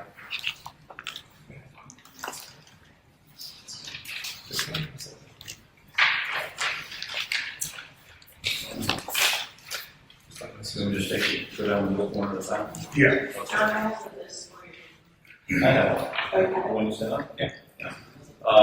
The executive committee, had a lengthy meeting on November 24th and addressed a number of issues that I guess come before the board really as just recommendations. Correct. The first of which is the proposed candidates for the Octavius Morgan Distinguished Service Award. And I think all of you have information on the two individuals that have been put forward. I guess the most important thing I want to make clear for everybody is that we have some limitations as a board that we are not allowed to use our budget funds to be able to give these kinds of acknowledgements. So if we want to give somebody a certificate on a board like this, there's not any funding to do it. And so a number of years ago, the board agreed that it was still important to acknowledge these individuals and decided that we would all pitch in and pay for it out of our own pocket. That's not a mandatory thing. Nobody around the board should feel compelled to do that. If you're uncomfortable with it, it's not necessary. So it's really completely a voluntary thing that we've been doing for the last few years, just so that these individuals can be acknowledged for all the years of service that they provided to the state. So with that, then we'll entertain a motion to approve, or do you want to speak in more detail about candidates? Let's do this, John, if I may. A couple of things. You have the agenda from XCOM in your packet under G1. And then I'll walk through the items, the action items from the committee for you today. So as to Octavius, the two candidates are Robert Gregg and Alec Rojic. This award recognizes our volunteers who are the lifeblood of our efforts. They devote literally hundreds of hours, particularly to the examination. So I do know that these individuals, they were strongly recommended by your exam staff. So I would certainly recommend that the board recognize them to give this award. So a motion would be to bestow this honor to these two individuals. Second. Moved by Barry, seconded by Matt. Any comments, questions? Do we know the amount yet, or are we gonna wait for it to be signed so we know? If all 9 members contribute at least $20. So you'll let us know. Pardon me? You'll send around a, Yes. If that's what the board decides that they want to do, yeah. Yeah, just send it around and then everybody can send a check to you or something. I hope you can get Venmo someday. Pardon me? I hope you'll get Venmo someday. Venmo is just that we can pay you like instantly. I don't get checks. Sent. We can use set up a PayPal account. Yeah. I'll swipe it on my phone. Okay, ready to vote? Very Williams, aye. Ms. Wall, aye. John Baker, aye. Calhoun, I, including Thank you. Saves me some Denise Campbell, aye. Very good, thank you. Item G is great. G3 focuses on our liaison program, and we just saw the fruits of our labor on that, and it's a tremendous way to feed our strategic planning efforts to understand what's going on in our organizational environment. We have worked to try to provide greater structure to the program, and we implemented a number of enhancements in 2014. Those included distributing the reminder for liaisons on a quarterly basis, providing talking points, including a message regarding paths to licensure.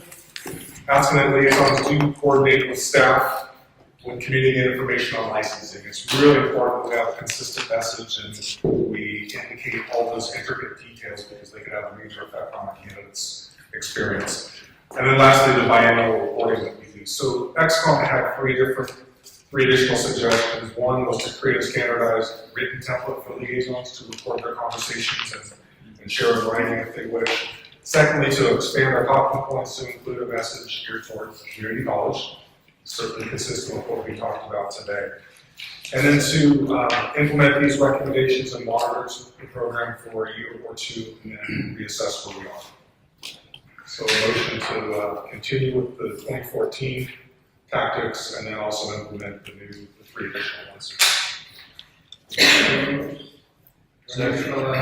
Moved by Matt, second by Barry. No comment. One thing I'm struck with on the list, and I wonder about this, I know there's probably already so much of a burden on your staff. When we as board members are talking to campuses about things, a lot of times the issues that we're dealing with aren't necessarily the global issues, but they're the tactical, procedural issues of how do you process this and who do you call for that? And sometimes those issues come up, which are the things that you, Marcus, and your staff does, Justin and Vicki. And I'm wondering if, is there a way to better, loop staff into this process? We've all kind of taken the approach, we'll just divide and conquer and everybody go out and deal with their 2 or 3, 4 or 5 or 6 campuses. But I sometimes wonder if there's a lot of relevancy that would be better addressed if you guys were involved at some level, more so than you are now. Another way to say it is if they have these technical questions and procedural questions, who's the one name that we ought to give? That's kind of the liaison to the liaisons. Right, if it's going to be licensing, it's Marcus. If it's going to be enforcement, it would be Justin. Okay. So I just tell them that. There we go. But is that accurate if you look into this program? Yeah, because you can just add those points of contact to the agenda. Exactly. There you go. So maybe that would be helpful. We'll add that. Good. Anything further? Okay, ready to vote, Barry? Barry Williams, aye. Ben Ennis, aye. Sylvia Kwan. Ms. Wall, John Baker, aye. Calhoun, I, Mrs. Rottenheimer, Denise Campbell, aye. Very good, thank you. I don't know if this is really an action item. We took up the issue of our participation with NCO and we validated the benefits of us remaining involved at some level. exactly. Is there something more that you wanted in way of an action? I don't think we really need an additional action. We just need to continue to monitor it. So this is really an update for the board. Right. Okay. Well, in other words, my understanding is that we're heading in the right direction. Because we are getting more opportunities to participate at the national level. Correct. It's nothing, it's not a crisis or anything. Everything's going well, and it's moving in the right direction. We're getting more and more ability to participate. We want to make sure we keep monitoring that, right? Right, I mean, I guess I'd say there are two pieces to it. One was the direct interfacing with NCARB, because there was a point in our not so distant history where the relationship wasn't all it could have been, and we were truly on the outside looking in and didn't have much direct participation. And then the other side is the administrative approval process at the state level, and so we're doing very well on that presently. And I also, my personal experience, the presence itself has a value to the board. Because simply participating, like this, the broad experience of Foreign Architect Committee, it was very interesting that we don't actually need to travel because it's an international televised kind of a webinar. If you're a British architect, and by being a member from California on the board, the committee itself and the presence, both sides, in terms of context of NCARB, also the candidate itself. So someone that from California is Clearly, on a professional level, I think we all benefit from that involvement, but I think the state benefits too. When we looked at we faced a really, recent example where closed session, we've got a circumstance that probably would benefit by our collaboration with NCARB and how we address the situation. And not too many, and I'm optimistic based on our relationship with them that, that conversation could go very well. It wasn't too long in the near past that we wouldn't have that optimism. That if we brought an issue to them and said we should work together on resolving this issue, we really wouldn't get a great reception in those years. Okay, good, very good. G5. No? No? Yeah. So this is an objective that the executive committee considered at its November meeting. Its objective is to collaborate with the Department of Consumer Affairs Office of Public Affairs to improve outreach and communication. It was determined at the meeting that this particular objective has direct overlap with an objective being considered by the Communications Committee. And that objective is to partner with the Contractor State License Board, CSLB, to identify and implement the best practices for educating consumers about the board to improve consumer education and efforts. So the committee ultimately decided that this item probably should have been with the Communications Committee from the start. And they ended up making a recommendation for this board to consider to transfer the objective to the Communications Committee and to merge the objective with the committee's objective that they're considering concerning CSLB. So that is the primary item to consider, but there were also two other recommendations that the committee did provide concerning the objective, and that is to collaborate with CSLB and the LATC to develop a consumer education piece that explains the overall design and building process, and to also provide information and materials to schools regarding the licensure process. So again, the recommendation is to transfer the objective from the Executive Committee to the Communications Committee. And by the way, the Executive Committee had some input for the Communications Committee's consideration. So that's what's on the table.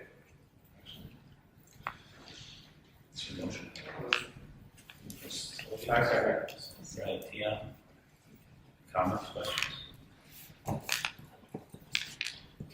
Very good. Vote. Jerry Woods, aye.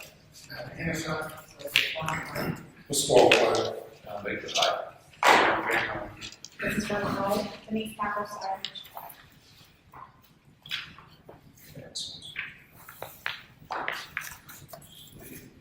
G6. My turn. This was another strategic plan objective that the executive committee was assigned, and they discussed it at their November 24th meeting as well. And they considered two recent actions that the board had taken related to its budget. One was the increase of its biannual renewal fee a couple of years previously, and then the reduction of its budget authority of $300,000, which was just implemented this year. So we did a negative BCP, budget change proposal, went into effect this year, and it reduced our spending authority by $300,000. So the committee considered those two actions that the board had taken, and staff had also consulted with the Department of Consumer Affairs Budget Office to get their recommendation to analyze the board's fees to determine whether or not they were appropriate. So after consulting with the Budget Office, they recommended that because the reduction of the budget authority went into effect this fiscal year, that we continue to monitor it for at least one more year and then reassess our fund condition to see whether it's at the appropriate levels.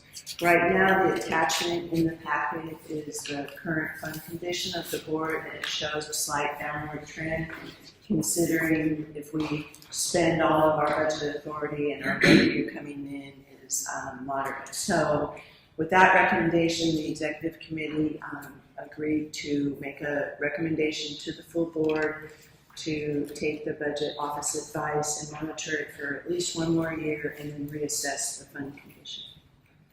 I'd like to put this in a motion and move on. Yeah, Okay. should I? Motion that we do nothing and we watch. Yeah. Is there a second? Second. Second by Matt. Can you clarify, removing, if there's a recommendation, like reduce the budget? And No, that will be, it's continue observing more. No, the recommendation is that we not adjust the fees, because we adjusted fees several years ago, and we also did a budget reduction when we changed the exam, so it would appear that, until something else, materializes, we should be okay without adjusting fees. Who made this? Okay.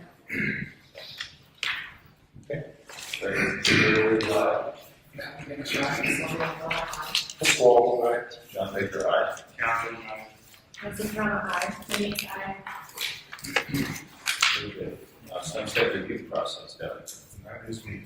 I always say the sunset review is the gift that keeps on giving. We talked about it twice previously already today. But this talks about it in a way where we're looking forward. We did have a good amount of success with the process this time. After our presentation in response to the initial background paper, we were only asked two questions at the hearing. One was on how you develop the CSE, and we covered that on our prior item. And the other one was on CE audits and the rate of audit failures, which we discussed earlier as well. But with the bill being signed into law going into effect in January, we really want to leverage those positive outcomes from Sunset because it helps us be better prepared for the next group. So 3 recommendations from the executive committee. One was for staff to review the recommendations and suggestions that were noted in the Sunset documents so we can plug those into the strategic plan and our work plan. Secondly was to review the metrics that were collected in the report and identify any opportunities, requirements, or improvements to data collection.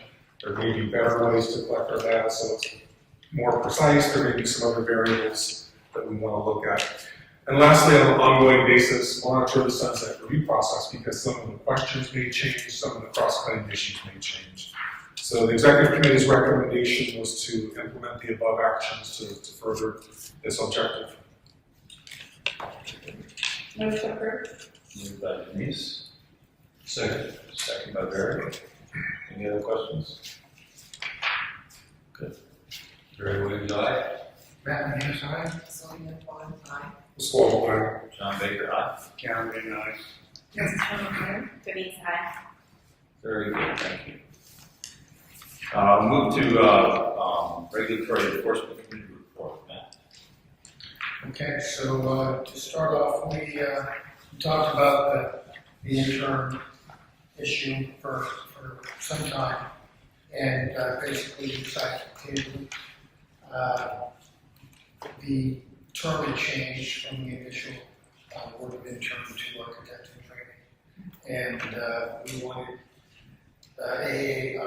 AIACC come back and give us more information as to what they want to consider response activities. So that's tabled for the time. Second thing is that we had the occupational analysis review, and Gary McGavin and Barry Williams met and reviewed and analyzed the content. Am I going to go through all these, or is somebody going to present? I'll present them for you on the actual items. Well, there's individual actions on each one, I think. Yeah, so Like interim title. So I dive into particular, you've got the meeting agenda in your packets, you can see the items that the committee considered. So the intern title issue, I'm just going to give you some of the basic framework and milestones. Matt indicated what the committee's action was, and hopefully this will just easily draw the picture and make our decision easy as to the process. So the intern title issue was first addressed by NCAR. They appointed a task force in June of 2014, and its recommendations came out in May of 2015. In the middle of those deliberations, AIA submitted the letter to the board asking for us to consider the title architectural intern. And we did in fact look at that at the enforcement committee, and as Matt mentioned, we initially indicated that the matter really ought not be pursued further by the board. The board wanted REC to look at it some more, which REC did, and we still, despite the research and the extensive presentation from staff, the committee did not feel it was in a position to make an informed decision. They were really looking for a more comprehensive, detailed proposal from AI with some data and more of the implementation factors fully fleshed out. And so that is the recommendation from the committee to the board, that this time the matter be tabled until such time as such a proposal is received and staff can fully analyze it and prepare it for the committee. So I second. I think supporting our committee's recommendation makes good sense. My concern about this is that I'm not convinced it's really a real issue, other than, there's some vocal groups that seem to be concerned about it, because I don't know how many offices actually refer to their employees as interns. There's lots of other job titles that are task specific that I think the industry customarily uses. Just anecdotally, when I speak to the interns and the recently licensed individuals around my office, they don't think this is an issue that should be, getting this much attention. Frankly, their words to me are, if they want a title, come and get a license. That's from them. My concern is this, and I said this, I think, at several other meetings when Kurt was here. If in fact we create, part of our Practice Act where we are regulating titles for non-licensed individuals, then the responsibility falls to us to enforce that. How do we enforce it? How would this work? It's a certain category of individual, it's a certain predetermined period of time. I don't know how we monitor that, I don't know how we enforce it, I don't know how we check it. I'm not sure the staffing implications of that, how much time is involved with it.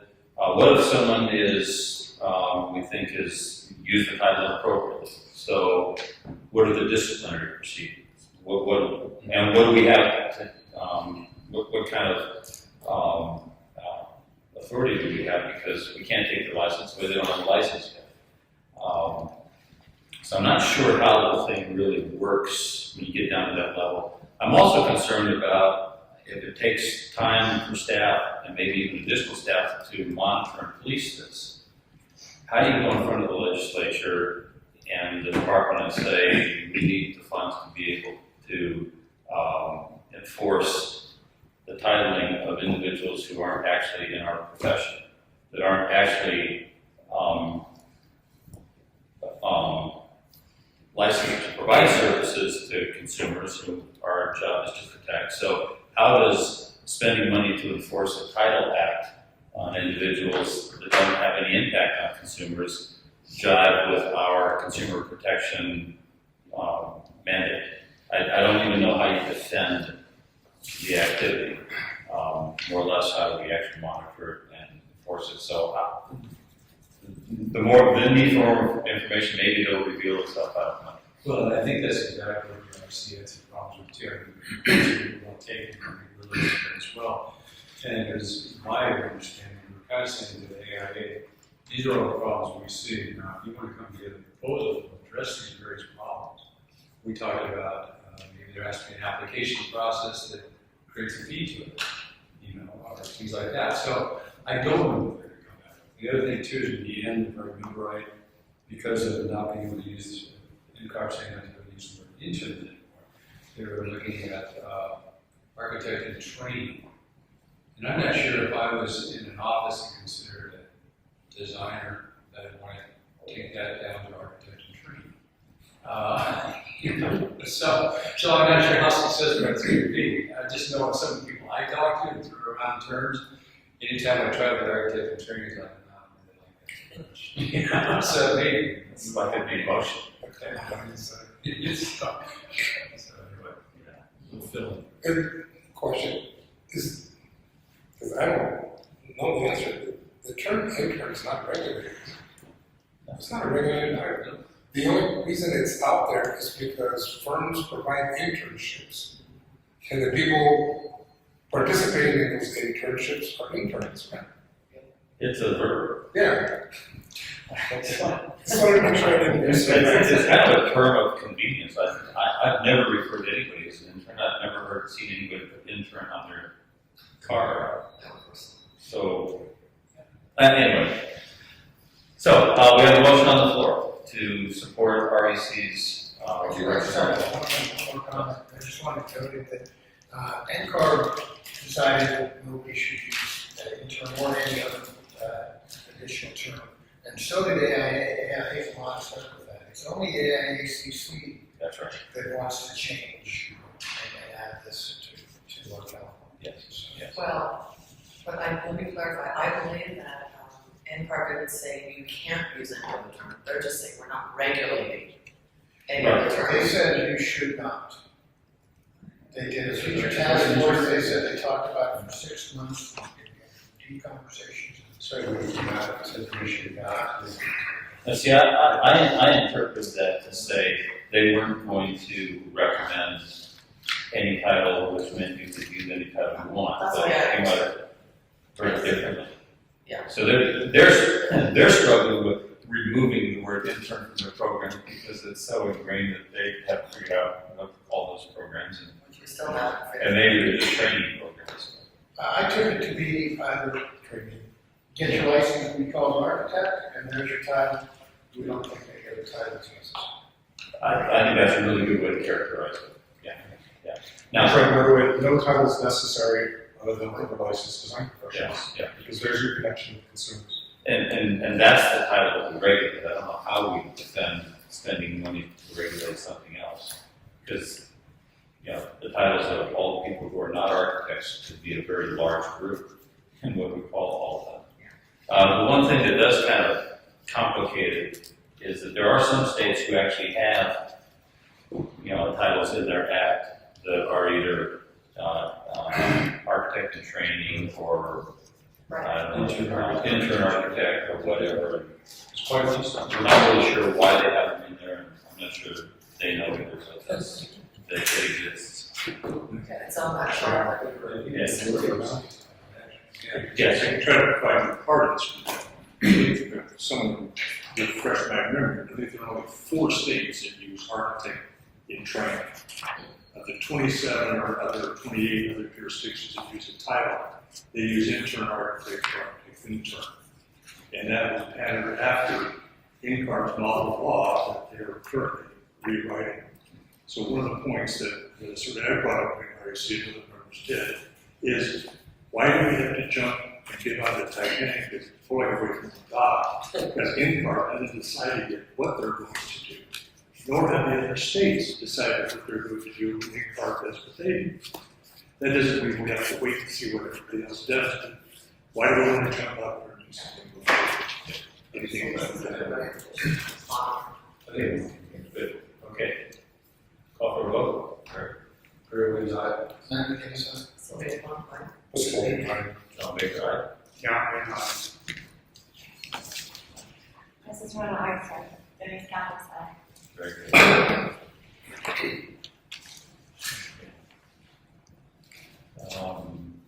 So, Now we move on to the next item on the RC. Or, is it Justin is presenting that? Yes. Yes. So Matt did allude to it. So this next objective, H3, had to do with the board taking a look at the occupational analysis. You know what it is, what its purpose is. We recently conducted the OA in 2014, and since we had this body of work, and we thought it would be a good idea to take a look at it from a consumer protection standpoint. So this objective was given to the REC. They discussed it back in April at the first meeting this year, and they thought it would be a good idea to task a couple of individuals from the REC to essentially roll up their sleeves, read the report, and do a somewhat thorough assessment. So at the April meeting, the REC appointed Barry Williams and REC member Gary DeGavin to the working group. They met in October, and they took a look. They actually took a very close look at the task and knowledge statements in the 2014 report, but also compared those to the 2007 report. And the attachment that you see here is actually looking at the top knowledge statements from the 2014 report and mapping them back to the 2007 report. So we kind of use that as a framework in looking at this objective. Additionally, we had Raul Villanueva kind of facilitate this meeting and step in where necessary.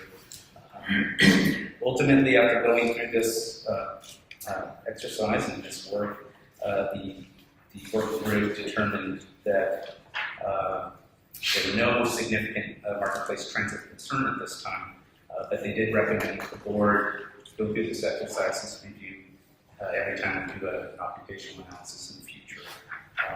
So that recommendation by the working group was accepted by the REC, and that is the recommendation that's on the table today for the board's consideration.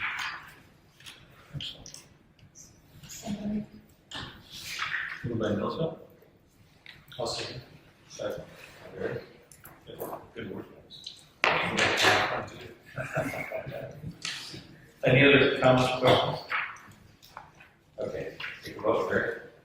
Barry Williams, aye. Matt McGinnis, aye. Sylvia Plum, aye. Swallow aye. John Baker, aye. John Payne, aye. Mrs. Rona, aye. Denise Campbell, aye. Okay, item H4, that would be Justin. So another REC objective, the REC was tasked with pursuing the recruitment of an additional architect consultant to ensure continuity and effectiveness in the board's enforcement program. Under the the B&P Code, our Practice Act, the board is authorized to contract with architect consultants. And as you know, we currently have 2 architect consultants. These consultants review our more complex and technical cases, prepare disciplinary reports, testify as expert witnesses, respond to technical inquiries from the public and licensees, et cetera, et cetera. When recruiting consultants, we use an RFP process where the most qualified individuals are selected. The 2 contracts that are in place right now are scheduled to expire next year in 2016, and the other is in 2017.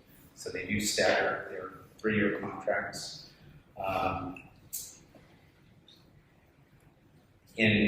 Since we're going through that exercise right now, in pursuing the RFP for the 2016 cycle, we actually looked into considering bringing on an additional architect consultant in this cycle. So we're ultimately looking at having 3 architect consultants in place in July of 2016.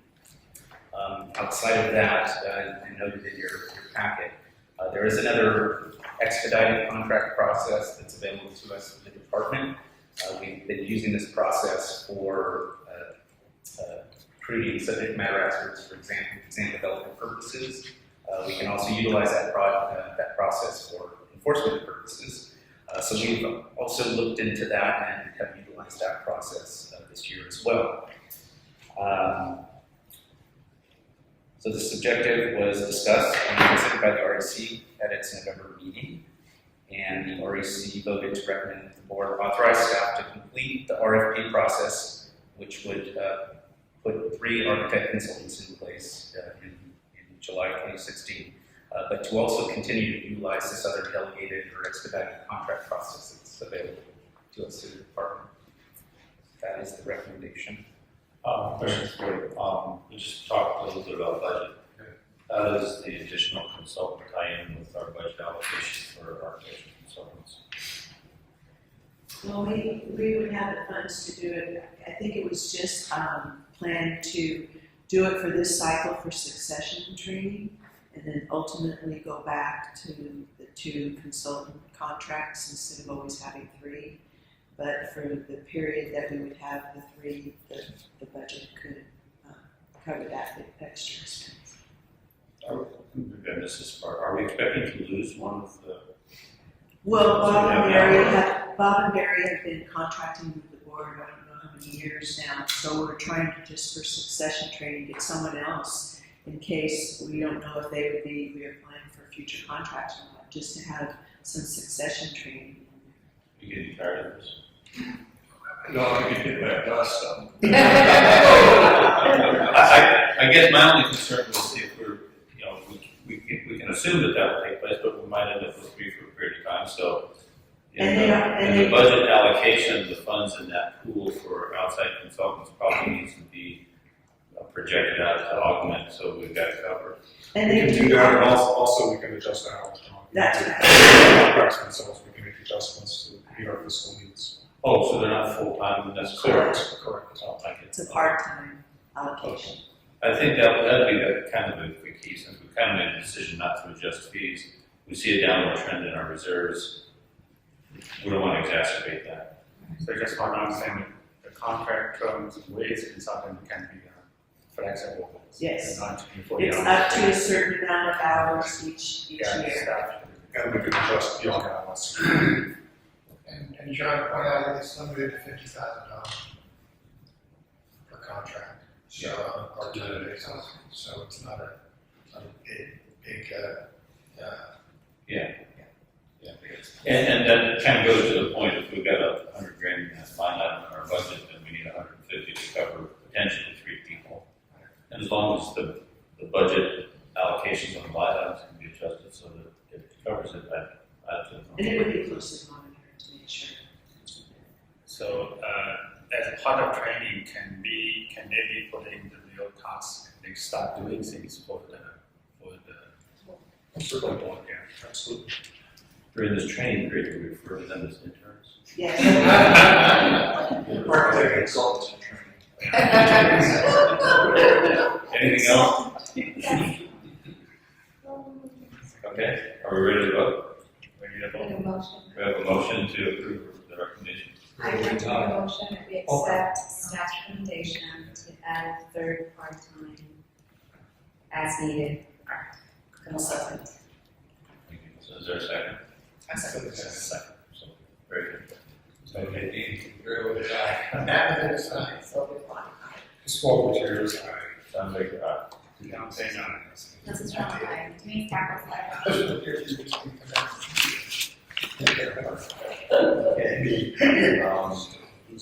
enforcement reports. Item H5, another REC objective. So this objective pertains to modifying and expanding enforcement reports to board members to identify the most common violations and disciplinary cases. As you know, board members receive the monthly report. There's an enforcement program component to that where you see information regarding enforcement actions, enforcement statistics, recent actions of our architect consultants, of the REC, etc. In the past, we have also supplemented that information at board meetings and provided various graphics or additional statistical information, but that hasn't been done on a regular basis. So To assist with this objective, and prior to going to REC, staff had looked at the reporting formats of other boards, for example, the engineers board, contractors license board, etc. And we've given some samples to the REC back in April. At that time, they gave us kind of their feedback and pointed out some items that they would be interested in seeing. Some of those items included case aging, caseload, and common violations of the Practice Act. So based on that feedback, staff went back and we put together the two examples you see in this behind this item. So attachment 1 is the piece of the monthly report. So it's expanding the statistical information, and it's also adding a component that calls out the most common violations. The second attachment is known as graphics, so tables, and etc. And hopefully you've had a chance to take a look at those. And when I say staff, I'm referring to Kristen Walker over here, our enforcement analyst. I want to credit her for all of the good work she's done with this. So these two models, or examples, were taken to the REC in November. The REC liked them, and they are proposing that these two models be considered by the board. And just to clarify, the first attachment, again, is something you can see on a monthly basis in the monthly report. The second attachment, the graphics and the tables, would likely be something you see on a quarterly basis in your board meeting packets. So with that, do you have any questions? It looks like continuing education violations are rapidly becoming our biggest. 68%. Just curious how we have over 100%. Yeah. Statement. Is there a motion to approve the REC recommendations? So moved. Motion. Second? Second by Barry. Further conversation? Very good. The vote, Barry. Privilege, aye. Anthony Mishai. Small eye. John Baker, aye. Karen Payne, aye. Mrs. Serrano, aye. Denise Campbell, aye. Thank you. Okay, we are on item 6. Regarding any local collection mechanisms. Yes. So we get another REC item objective. This was looked at by the REC last month in November. The objective is to pursue methods to obtain multiple collection mechanisms to secure unpaid citation penalties. And we wanted to preface this item by pointing out the information in paragraph 2 in the cover sheet. Although we're striving to do better, we're actually not doing too bad. In the Sunset Report that covered a 3-year period from 2011-12 to fiscal year 13-14, during that time the board issued 68 citations, assessed $133,000 in administrative fines. And from that amount, we collected approximately 62%. If you do a comparison to what the engineers board and contractors board did during that same time, their collection rates were 44% and 35% respectively. Additionally, moving forward in fiscal year 14-15, we assessed $78,000 in fines and collected approximately 73%. So we did want to highlight that fact. As you might imagine, we have a better success rate with licensees. There are 2 provisions in place. If a licensee fails to pay an admin fine within 30 days, we can pursue disciplinary action. Additionally, a licensee cannot renew their license until the citation is satisfied. The challenge that we have is with unlicensed individuals, as you might imagine. Currently, we utilize the Franchise Tax Board Intercept program, but we're not as successful as we would like to be there. So those are kind of our realities. When we took this item at the REC in April, we kind of threw out some other suggestions that have been considered, and a few of the items have been actually suggested or referenced in our sunset report. Some of those items included proactively offering payment plans, strengthening, increasing the frequency of our enforcement letters, contracting with a collection agency, and I think Doug coined this term, but developing a license leveraging system where we would collaborate with other boards, the Contractor State License Board, Engineers Board, and basically there would be a leveraging system where if an individual that we're dealing with has a license with another board and they're not cooperating with us, we coordinate with that other agency. So these were suggestions considered by the RAC. They gave us some feedback and some guidance. After the April meeting, we did go back, we revisited the content in our letters. We believe we are more proactively offering payment plans. But we also looked at the feasibility of these other suggestions that had been put on the table. And the one that we came back to was maybe revisiting the idea of working with a collection agency. We get into some detail here on the second page where it discusses potential challenges that might result with that. However, I'm just going to jump ahead, but ultimately the RAC voted to recommend that the board staff continue pursuing all avenues for collecting unpaid administrative fines, and to also start utilizing the collection agency for unpaid accounts each beyond 90 days, or at the discretion of the executive officer. So that was the recommendation. So, yes. So, if we go through the collection and they continue not to pay, does it affect the credit scores ultimately? We'd have to check. We'll have to assess that and see what's in the contract. We can look at some other boards. Yeah, because of the fact that there's no other leverage, since they don't have a license to lose or renew. Lowering the credit score is a big leverage. And my understanding is that if you are, I'm not sure, but I think that if you have a outstanding collection, a debt with an agency, a collection agency, you may be affected. Well, I think any agency can file something on a delinquent account against someone's credit, so we can do that with our credit agency, couldn't we?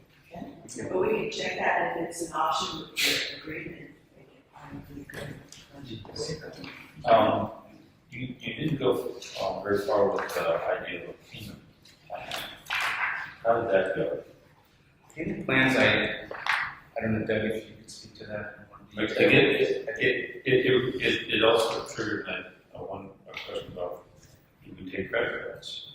Yes, there's a payment plan already. On the payment, yeah, that might happen in Bruce House.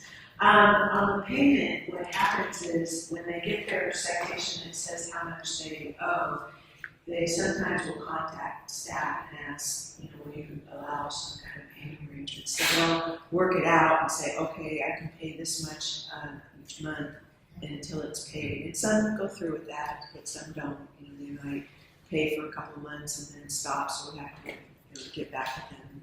But you only do it if they initiate it.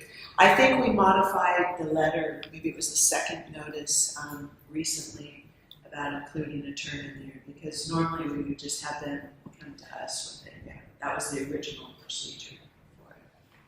And you really can't take credit cards. Yet. You come through the East Coast, like the cabs from the airport. Last night I swiped my card, but their machine goes to New York, so my bank blocked my card. I'm sure you're taking a cab from Sacramento to New York. Okay, sorry. You were going to talk about that. Is that all of it? Yeah, I didn't see you through your place. Okay, so the recommendation is that we work with the collection agency for any account over 90 days. Justin, how do we track these people? Do we have social security numbers, driver's license numbers? It was going to bring up the social security number issue. Your question was how do we How track? do you track them? I mean, if we're gonna send them to a collection agency, they're gonna need something to track them or to report to their creditor. So that issue came up.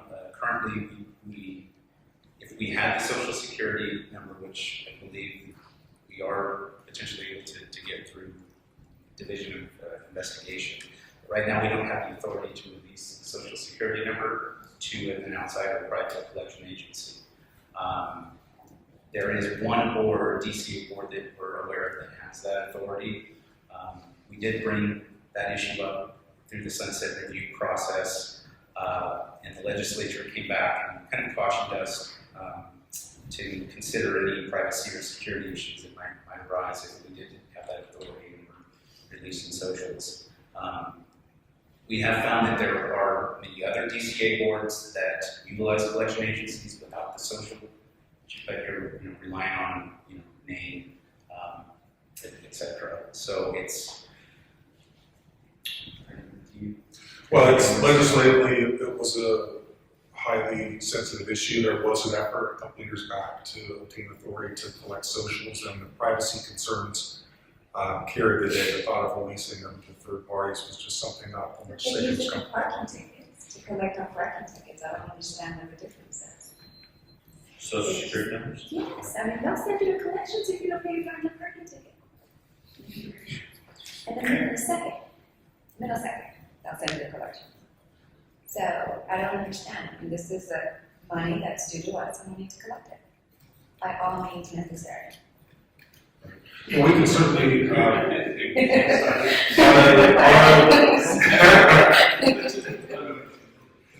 Those must be on. yes. We can connect with contractors board. They did have a recent effort, this most recent legislative year, so we can take a look at that and see where we're landing, what the plan is for next year. I think we deserve our money. We're gonna work hard.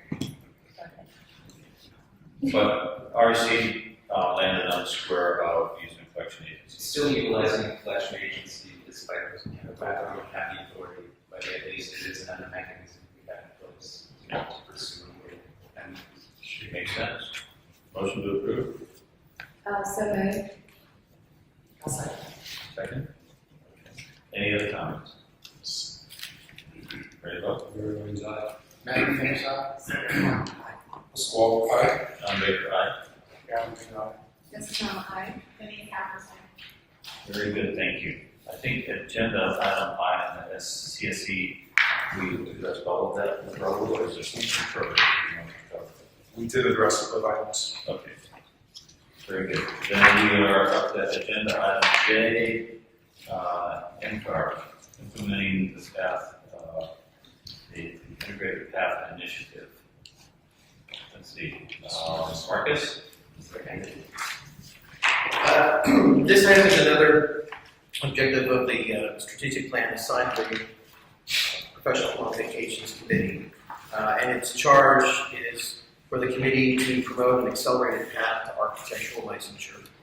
As previously indicated by Mr. McCulley, there is now a law, Business Professions Code section 5550.2 that takes effect in January, and that would authorize the board to grant candidates in the Integrated Path Initiative to receive eligibility to take the area. And we have provided proposed language for modifying that law, making some clarifications. And the board is asked to review the language and approve it. But I would also like to turn the matter over to Mr. Gutierrez, who has additional information to add. I'm not so sure I have additional information to add other than the recommendation and the modification of language. With regards to the proposed language,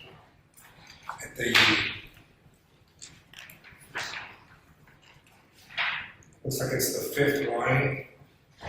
The fifth line in black text at the right where it says that integrates the experience and examination components. I would recommend that we strike the word the and it's rephrased to say that integrates licensure required experience and experience components. I'm not sure I know exactly where you are. Okay, There's proposed language and it's, proposed language on page 298 of your packets. Okay. Oh, I see. If you go to the fifth line down, black text on the right says that integrates the experience and examination components. I will propose that we strike the word the, and it says that integrates licensure required experience and examination components. So that we define that the experience and the examination are licensure required. The reason I say this is because this language has been a moving target for that curve. We know licensure mark graduation, ICAO, all this nonsense, IP. So if we just say that this experience and examination components are going to be those that are required by licensure.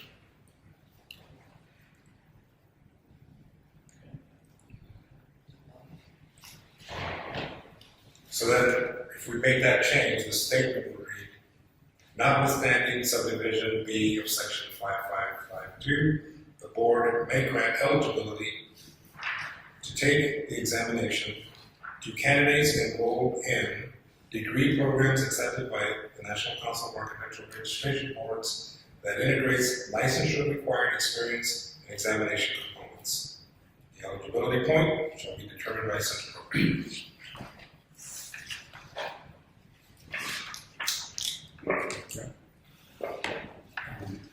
I have a question. Have we evaluated how this program jives with our 8-year requirement to licensure? Well, the 8-year factor won't necessarily change at this point. The main thing we need to address now is the early access to the exam. Once we know more about the programs, and we'll be with our 3 programs in March, we'll have a better sense of what we need to do in 8 years. Oscar, do you have an inside scoop on Conceivably, right now, if we hold on to the 8-year minimum requirement, there could conceivably be graduates leaving the academy at 6 years, having taken the ARE, having completed all the IDP, but not eligible for the CSE. So even though they've accomplished examination and education in 6 years, they will not get a license in California until after 8 years. We have the 8-year stopgap right there. That's my point. and so whatever standard we consider wouldn't just be about the 3 California programs, because we have 14 throughout the nation and more coming down the pipe. Correct. What we're effectively would be doing then, we would be adding the additional years of basically internship while they work for a few more years until they finish with 8 years before they can get licensed. And this is going to initiate a lot of conversation because there's theories out there and there's cautions. We've heard the comments about is this watering down the architect, coming out of the academy and being eligible for a license. There's always been this sort of whisper in the background about professional maturity. With the 8 years, we would still hold that standard in California. You could argue, say, that 8 years allows them the professional maturity to develop. That's one side of the coin. The other side of the coin is, we can go on with this. So, yeah, plenty of Arizona. Yeah. Marcus. Yes, we actually use the equivalence of 8 years. So 8 years of full-time work experience would be, but in the case of IDP, that grants an individual 3 years of equivalence. So completing the accredited degree would give you 5 years, then completing the IDP component, which in this case is happening within the program, would give you the remaining 3 years. So you would have the equivalent of 8 years upon graduation. Oh, so that actually, I've never heard that.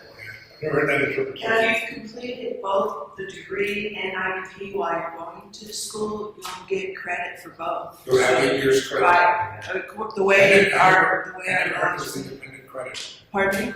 I never heard that was independent credit. Yes, it's independent credit. Okay. But now we're proposing to merge it, so it's integrated within that degree So program. that to answer your question, the 8 years wouldn't be an issue. Well, it wouldn't be 8 years. No, it wouldn't be. Which I think is important to make now. Because otherwise, you tell someone they're gonna get their license. Right. Well, I guess I never saw language that said the way we treat the 8 years and 8 years equivalency, so if you do it all concurrently, you still get a separate 5. So in that 5-year window, you worked and went to school at the same time, you get effectively 8 years worth of credit in a 5-year window. 6 years. Based on That's how a- the, yeah, based on how the laws, the codes are written. And we started at 61. 6 years. Most of our programs are 6 years. And we're currently Okay. doing that to some degree now with IDP, because IDP, they technically get 3 years credit, but people can complete it in less than 3 years. So we're kind of giving that credit to people now. But the 3 years, the way our law is written now, is 3 years of full-time work, so it's 6,000 hours.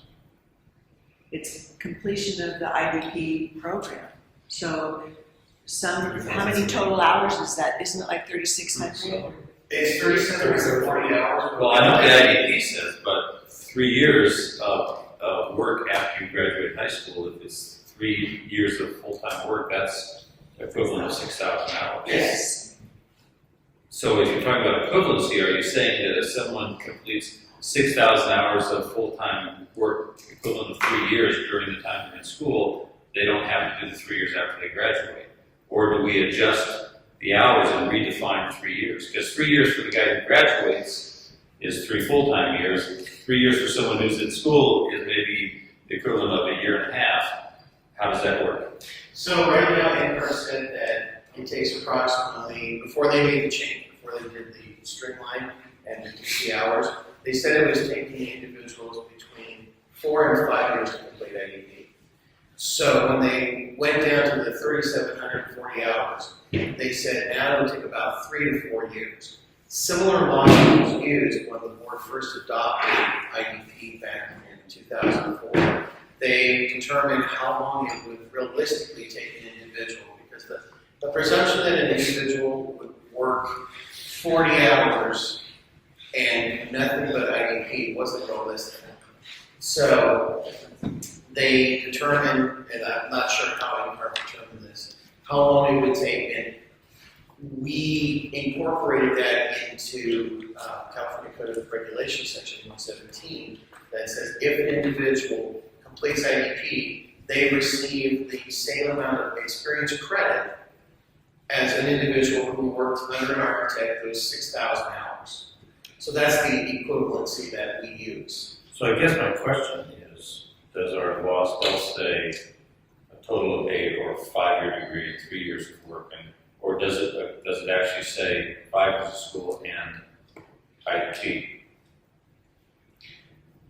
And then for someone who doesn't go to college, is it 4 years of a non-accredited school, 2 years of community college, and 6 years of work, or is it IDP?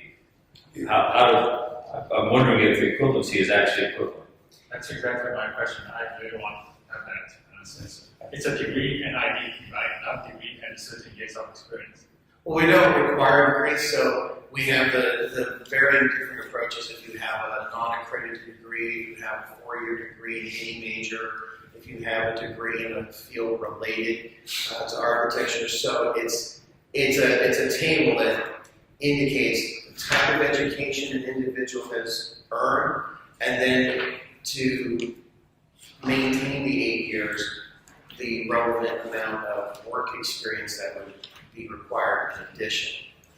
Now, the law says 8 years of experience and that a degree from an accredited program is the equivalent of 5 years. So that's the law that's used as the basis for the table of equivalence, is what we call it in-house. And in CCR 117, it says if you have 3 years of work experience is the same as doing IDP, even though IDP may actually take you less time to actually do it. I don't know how you defend that. If our law says 8 years, and you can substitute 5 of those years with an accredited degree, and then add 3 to it, then 8 years is 8 years. I'm wondering if this needs a little bit more detailed study, because we've got several different standards going on here depending on who does what, and one person who does their IDP training while they're in school only has to log the equivalent of a year and a half, where someone who graduates and then goes to work would have to meet the 8 years, possibly, or depending on how the law is actually written and what it actually says.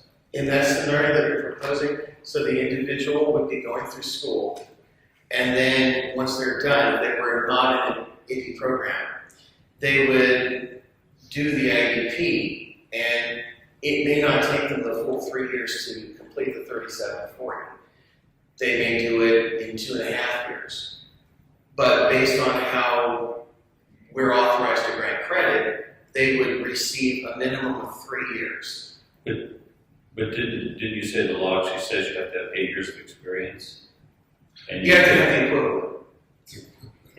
Well, you didn't say equivalent last time. Yeah, it says 8 years of training and educational experience in architectural work, and then you refer to the table Marcus was describing that equates with those 8 years. Could be comprised of it. 5 of it can be the degree, and then completion of IDP gives you 3 additional years credit. So 8 years really isn't accurate.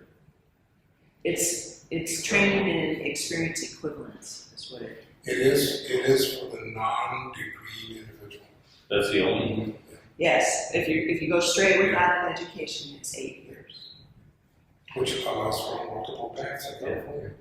I think the other thing too is that at school, you've got the summers that you can, basically we have 5 years of school, you have 4 years of summer.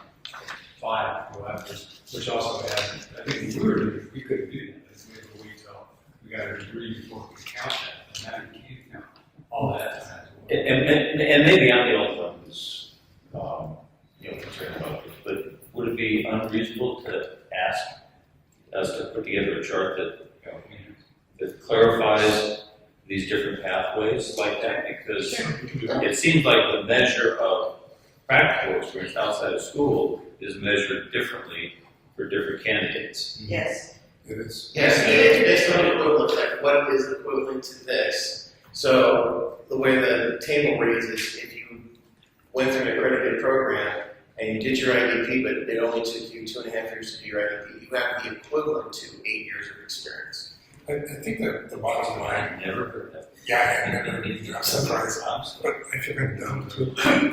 But the bottom line here is that a student who goes through the IPI program, upon graduation, 6 years is eligible for the CSE because he has the equivalent of 8 years. Yes. So our CSE is not going to be a blocker for that IPI student. Well, and it's not necessarily for the IPI student. Student who goes through a normal 5-year program and logs all of his IDP hours, his 3,400 hours during, and gets out of school and takes all of his exams in 6 months, he can take the CSE. Except the person that, oh no, that's right, because if you don't go to an accredited degree, right, the point of eligibility for the ARE is 5 years. Point of eligibility So you is can't always just 5 sit years. for exam for 5 years. So if you went to Berkeley and received a BS in architecture, that would give you 3 years, 6 months of equivalence in education, architectural education. You would need to supplement that by another 1.5 years of architectural training. So once you've done that, and that's based on full-time, so once you would have that full-time experience done, you would have the 5 years that you can begin testing. So some of it's measured full-time and some of it's not. All the work experience is measured at the 40-hour per week standard. And then it depends on the individual's actual time base. So if a person's working 3/4 time, it's going to take them a little bit longer. If a person's working half time, twice as long. So that's where we don't look at how long it took you. We look at how many hours did you work for 40 hours a week, total of so many hours, and then that gives you so many years of equivalence. So a candidate who does the AP program right in 6 years gets through school, passes the ARE, does an internship, and can take the CSE after 6 years. A candidate who doesn't go to college, doesn't go to school at all, has to work for 16,000 hours. Or the equivalent. Eight full-time years. There's no table of equivalency for that. Well, there is if you worked in other types of professions, not under an architect. We do give like 50% for other type of work and stuff. Oh, so maybe more than 16. Yeah, so there's lots of avenues. Yeah, it must be very difficult for people coming to. That's why we have a figure out table of what- equivalence. Okay. Because of all the different paths, that's why you have to have this equated with something else. And unfortunately, yes, it would be approximately 16,000 hours of a person's work. So at the end of the day, Marcus, if we change our and allow early eligibility, the ARE, we're gonna actually, our table of equivalents, our actualization right now would not, that AP student would not be impeded. No, they would not be. So we're in good shape, I think, as a state. Oh, yeah, you can see them do that shave several years off the process. That's the whole idea. But as part of the idea of that too, they can actually start taking exams during that process too. Yes. That's early eligibility, that's what all this is about. So it would take the exams itself. not In just school. one year. Right. Okay. Is there a motion to approve the proposed language? So, as amended. Moved and seconded by Tian. Any other comments? As amended. As amended. As possible. Yes, correct. The license should require insertion. Very good. Very good. Oh, I'm sorry. Very good. Aye. It's so good. Just vote aye. John Baker, aye. Mr. Turner, Denise, I. Train only moves when you start. That's. Yeah. Okay. NCARB education standard. That Marcus again? So in early October of this year, NCARB requested member boards to provide us feedback on modifications to its education standards. The standards are used when conducting the NAAP evaluations of foreign education. And the purpose of modifications is to keep the NCARB education standards relevant and in alignment with the NAAP conditions for accreditation, which were revised in 2014. So today, the board is asked to provide its feedback regarding the proposed modifications to NCARB before the deadline, which is January 12, 2016. Okay, did anybody have any feedback?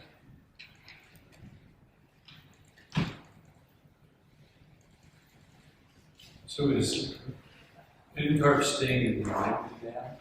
Yes, and they do this regularly. Okay. Yeah, because from our standpoint, we're ready to do by now. Cal Poly, we're ready to do by now. So this would be care about it. So essentially what they do with this is when a candidate has a foreign education, they compare it to the NCARB standard. And then if there's any deficiencies, the candidate has to make it up. Okay. So when NAAP changed their conditions, NCARB said we need to change our education standard to ensure that it's in alignment. And so they brought this up in one of the board's feedback, if the board was okay with it, or if the board thought there should be changes.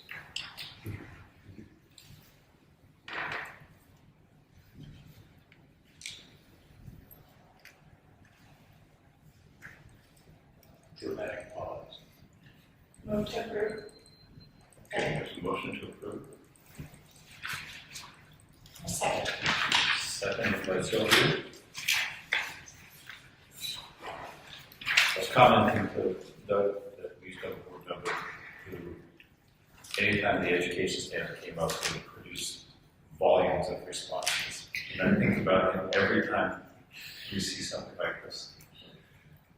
I I can probably arrange this. I can only imagine what Kirk could have done with this. It exceeds anything I can even fathom. So, okay, any other comments? Okay, all in favor of the, Gary Williams, aye. Ms. Walton, aye. John Baker, aye. John Byrne, aye. Mrs. Ryan, aye. Denise, aye. Very good. Okay, Marcus, I think you got the last one. This item was brought to the board at its last meeting in September. This is regarding the Broadly Experienced Foreign Architect Program, or rather the foreign program. The members passed a resolution last June eliminating the program and essentially requiring foreign individuals seeking the license, foreign architects rather, seeking the license in the States to meet the same requirements as U.S. architects. At the last board meeting, a question was raised for clarification on what was required under IDP. So staff reached out to NCARB to get the information. In particular, what was being asked was, does an individual have to complete IDP or merely document IDP? And the answer to that question is they would be completing IDP. The foreign experience could be claimed up to a limit in accordance with the IDP guidelines. So they would be doing documentation of any past foreign experience if they have it, but they would be required to complete it in accordance with the current IDP guidelines. They would not be allowed to self-certify any experience. And another question that had risen was whether or not the IDP supervisor would require an NCARB certificate to approve the time. And NCARB has indicated that that would not be required. Marcus, what I would not prepare. So document IDP, that the experience has to be U.S. experience or can be their country, experience in their country. That needs IDP. It has to be in accordance with the IDP guidelines, so they would be allowed to submit up to 1,860 hours of foreign experience for up to 1 year. And the remaining experience to fulfill the IDP requirement would have to be under a U.S. architect. Well, it could be under a U.S. or Canadian architect, lawfully practicing architecture. That's how it In foreign country included. in our country. Yes, they could use the foreign experience up to a maximum of 1,860 hours. Secondly, can they practice under U.S. architect but in a foreign land and still consider IDP experience? Which is very common. NCARB divides the experience into two categories. Experience setting A, where you're working under a U.S. architect or Canadian architect in lawful practice, and then experience setting O, which is any other type of setting. I can get back to you on that information because that's not a scenario that I'm not quite understanding. So I Well, don't. he's working they're working in a foreign country, but under an individual who happens to also be licensed in the United States. Oh, then that would be considered work setting A. It would be under lawful practice. So they're just not physically in the U.S. Yeah. They're working under the U.S. architect, but out of the country. Yeah, NCARB considers that if you're working under a U.S. architect, they consider that you're working under, as long as that architect is practicing lawfully in their country, there wouldn't be a problem with it. But if you're working as an architect in a country, and you're working under a foreign architect, then you wouldn't be able to self-certify, and you would be limited, if you're working under a foreign architect, to that 1,860 hour limit. And so if they're a sole practitioner in a foreign country,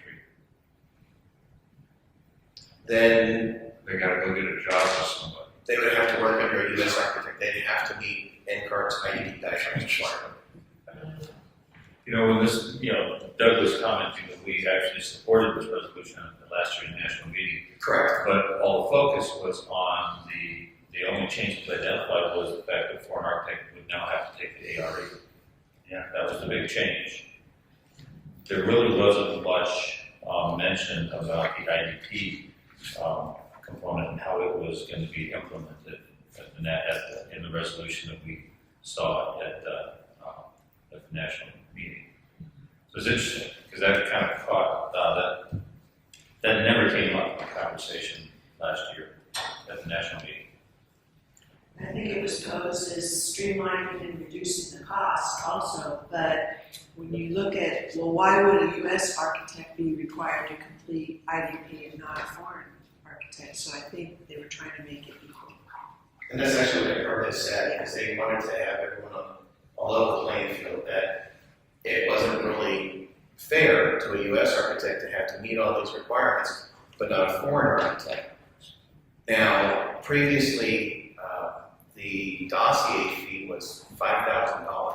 Well, this is all about getting rid of the portfolio review and all that stuff. So they knocked off a significant amount of the cost by eliminating the dossier, the application fee.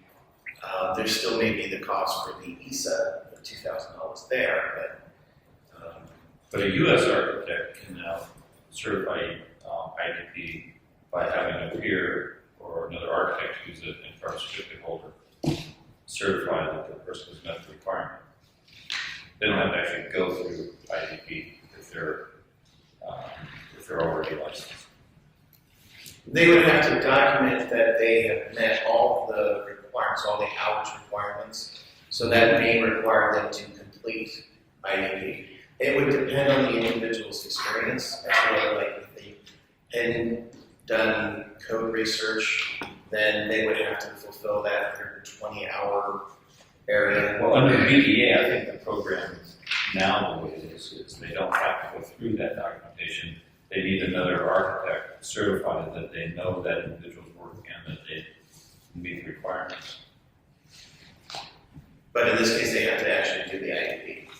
But in this case, with the foreign architect, we're saying that that certification is adequate. They need to actually go through the IDP program. Yes, they have to actually document it into the system that a candidate would document it into.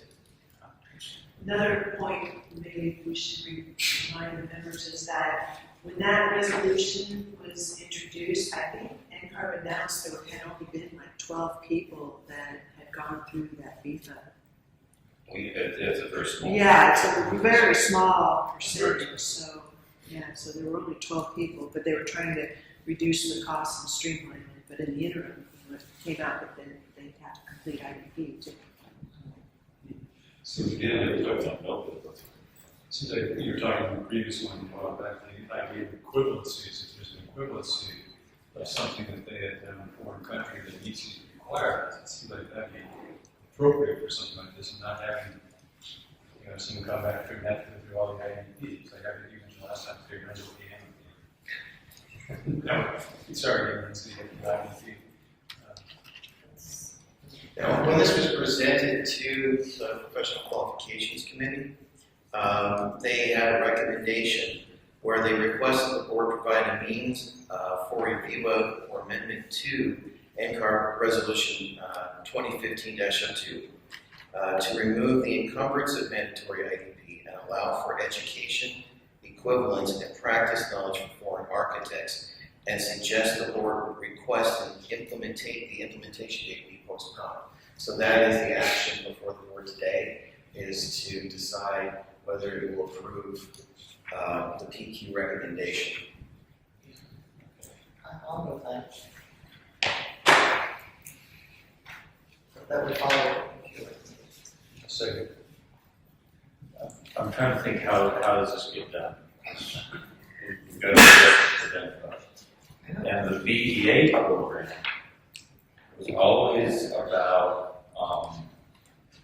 addressing candidates who had experience but lacked education.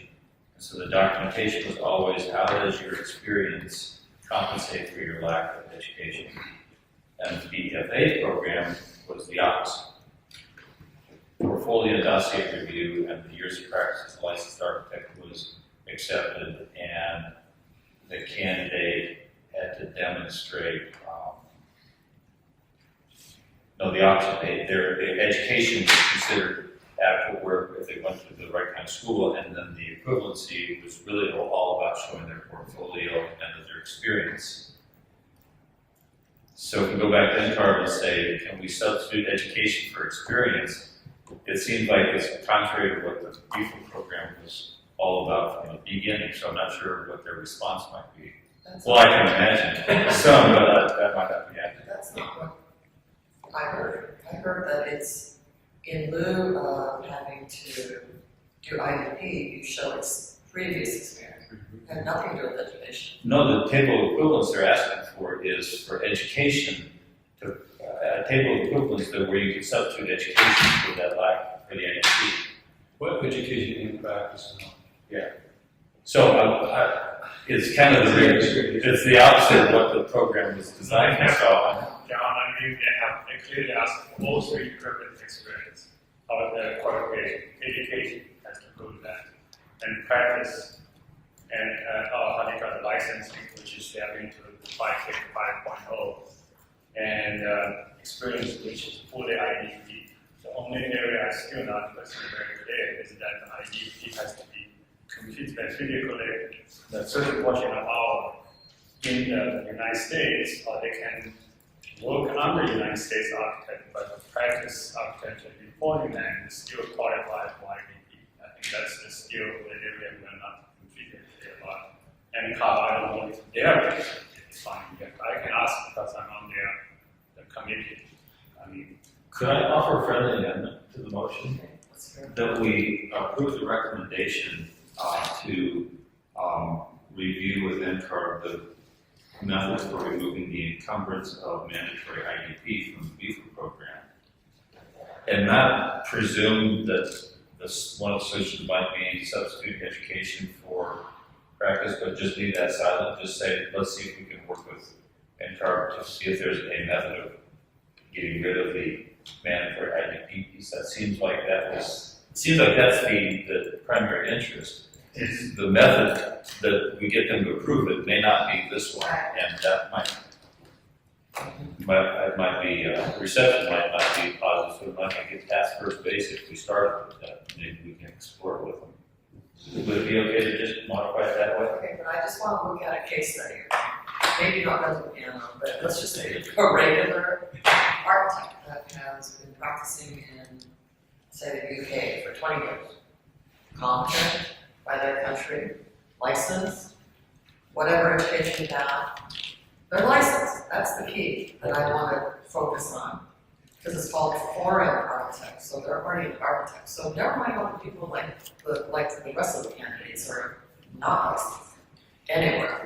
Then I would go through the whole process. I agree with it. But once you're licensed in another country, what is the path to getting a license here? Are you really going to make them go through IDP? I would say no. I agree with you 100% because the same thing applies to BPA. Okay. That whole program is you're taking licensed architects and saying, well, maybe your practice isn't enough, you need to show what you can do your scope. It seems silly. So, without presuming the substitute education, if we can say, seek a method of modifying that resolution to eliminate the IDP component. Period.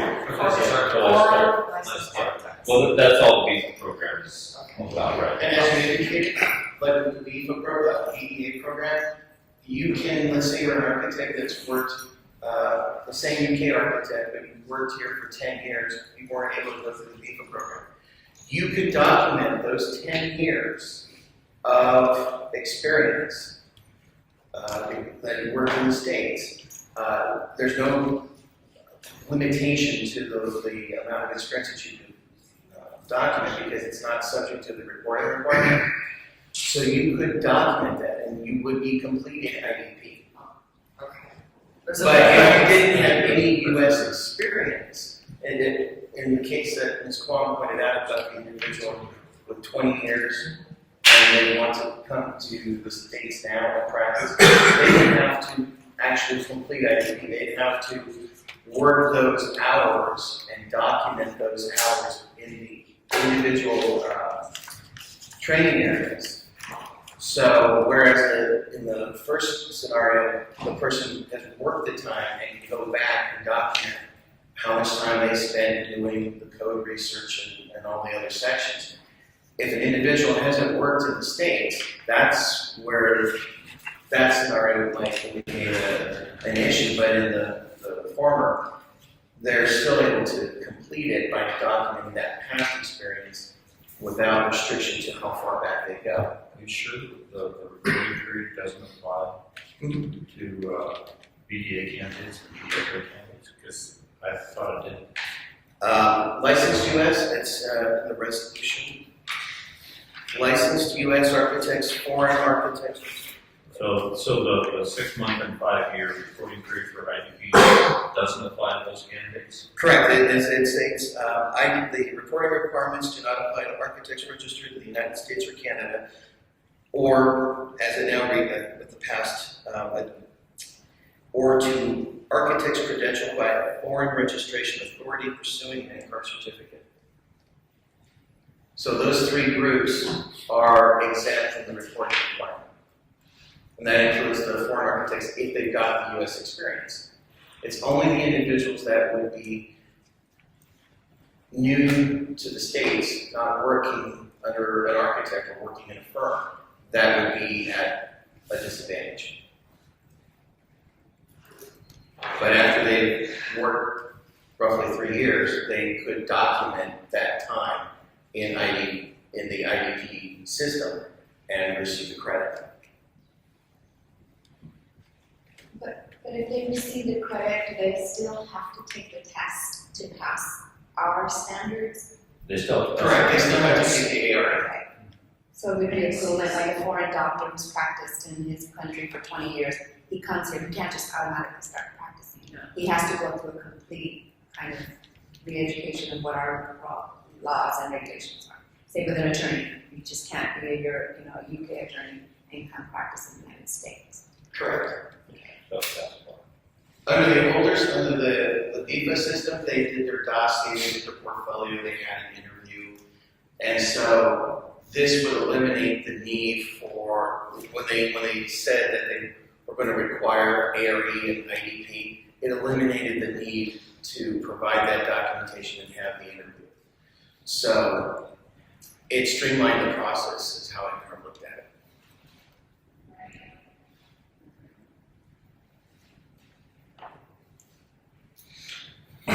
So we have a motion, and the amendment is to just remove the portion of the sentence after IDP that says, and allow for education equivalence and practice knowledge for foreign architects.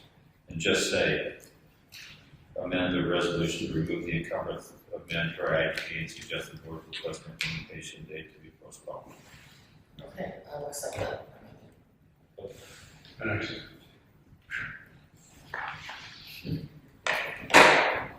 Any other? Okay, let's go. Very well, is aye. Higgins, aye. Sylvia, aye. Did you get one in a second? Yeah. And amended. Score aye. John Baker, aye.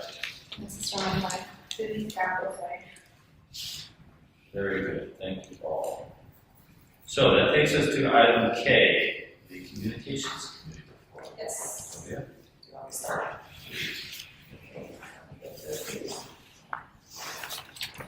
So, we met in October. So,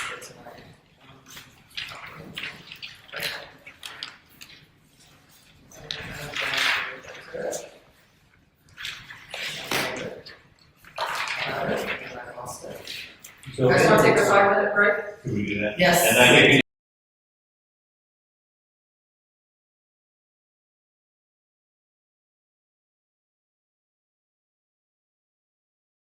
just starting with your communication report. Your brief communication. Right, so we held our communications committee meeting on the 21st. And during that meeting, that we had 4 or 5 items that we had to cover.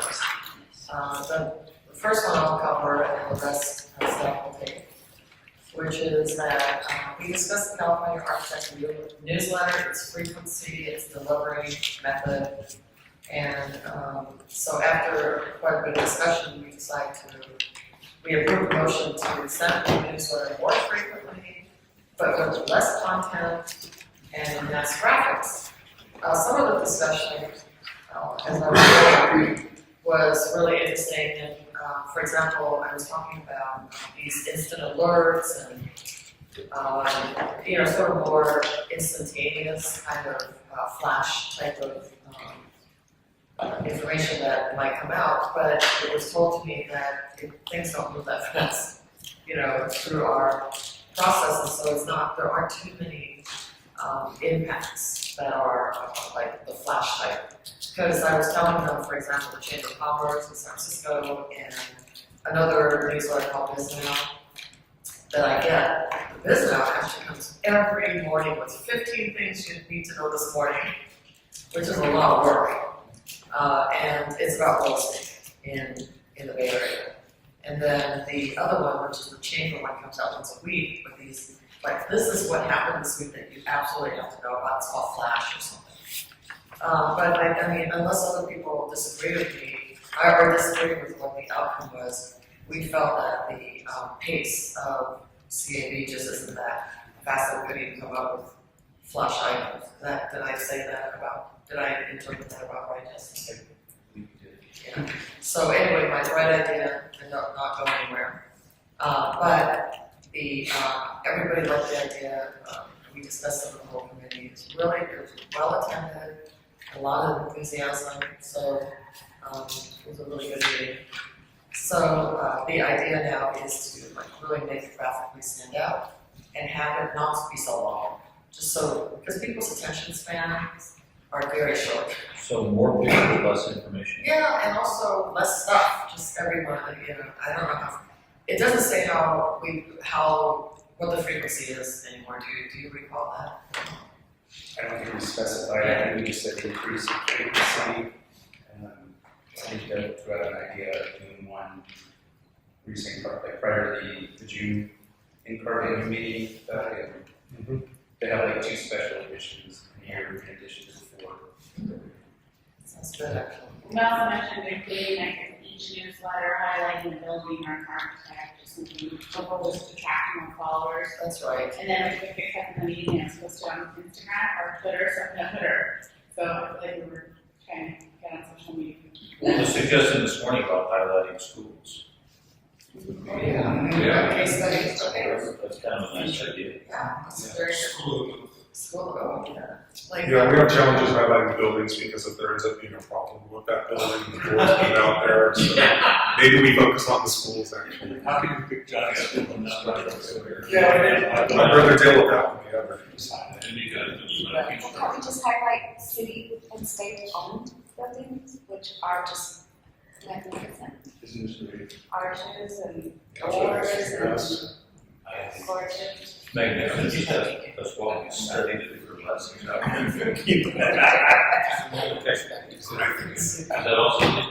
oh, that's item number 1, so if you go to your agenda K2, just over, Okay, Justin. Okay, K2 pertains to communications objectives, partner with the contractor state license board to identify and implement best practices for educating consumers about the board in order to improve consumer education efforts. We indicate here in the cover that we have initiated dialogue with CSLB, their public affairs office, to identify potential areas where we could collaborate. We foresee this as an ongoing process, maybe meeting with their staff on a quarterly basis. We do know that they do have a much larger staff. Their public affairs office is quite extensive, and we mentioned here the items 1, 2, and 3 are kind of some of their major outreach programs. We talked to them about their social media presence, provide some detail here in terms of the social media platforms that they utilize. They also have a senior scam stopper program, which is focused on construction-related scams and how to hire a contractor. Number 3 pertains to CSLB's role in protecting consumers affected by natural disasters. most recently with the fires over the summer, we did reach out to CSLB staff, provided them with our outreach materials. We also reached out to the building departments in those affected areas and with correspondence and with the outreach materials as well. Ultimately, the Communications Committee's recommendation was to recommend that board staff continue to collaborate with CSOP and leverage resources when possible. So not a lot of specificity here, but we do see this as an ongoing function of communications. Sounds like a good plan. The idea there is to jump on their bandwagon with their big budget and say, hey, this is all about the building process. It's about design all the way through construction and sort of just be part of it. So, I mean, I'd like to see how practical it is at the end of the day, because everybody wants to promote their own agenda. But if we can experiment. Yeah, obviously everything that they're doing won't pertain to us, but if we could at least have that ongoing dialogue and, adopt things that make sense to us. Great thing. That's not an action item, it's just information.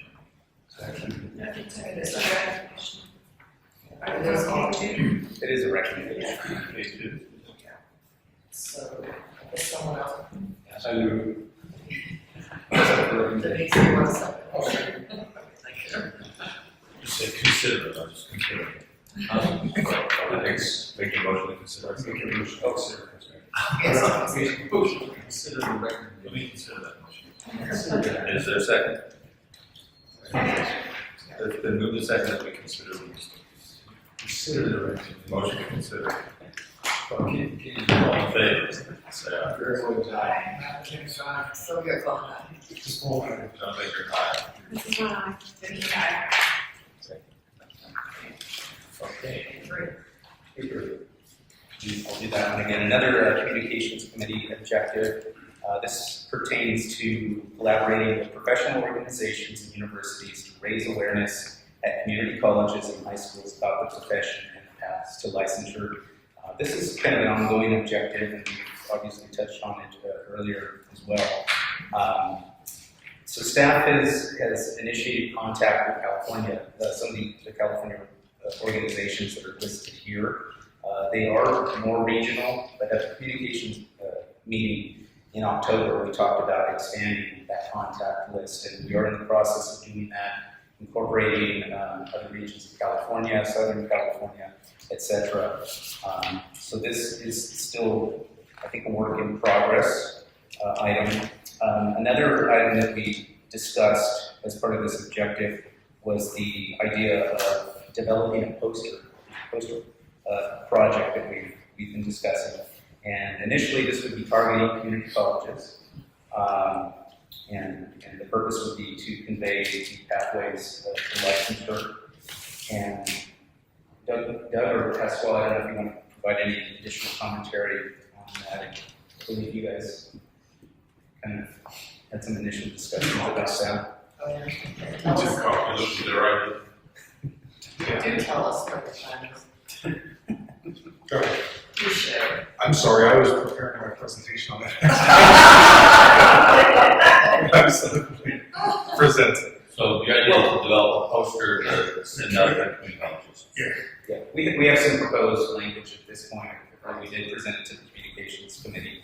They would ultimately like us to work it a little bit more and bring it back to them. So the recommendation here is to continue to collaborate with professional organizations and universities, raising awareness at community colleges and high schools, and to also connect those entities with local AIA chapters, components, but to also continue in the production of this poster that we discussed, and to bring a design mock-up back to the committee at their next meeting. Denise, for example, as a committee member, did suggest, just to follow up on what you said, she suggested some other organizations down in Southern California. That's correct. Staff took note of them, right? Yes. If not, make sure you communicate that to each other. Yes. Because this absolutely is, I mean, except for San Bernardino, the rest is either Bay Area or Sacramento. And I should note that, see the number 4 group here, NextEd, the CEO or the executive director from NextEd was present throughout the whole committee meeting.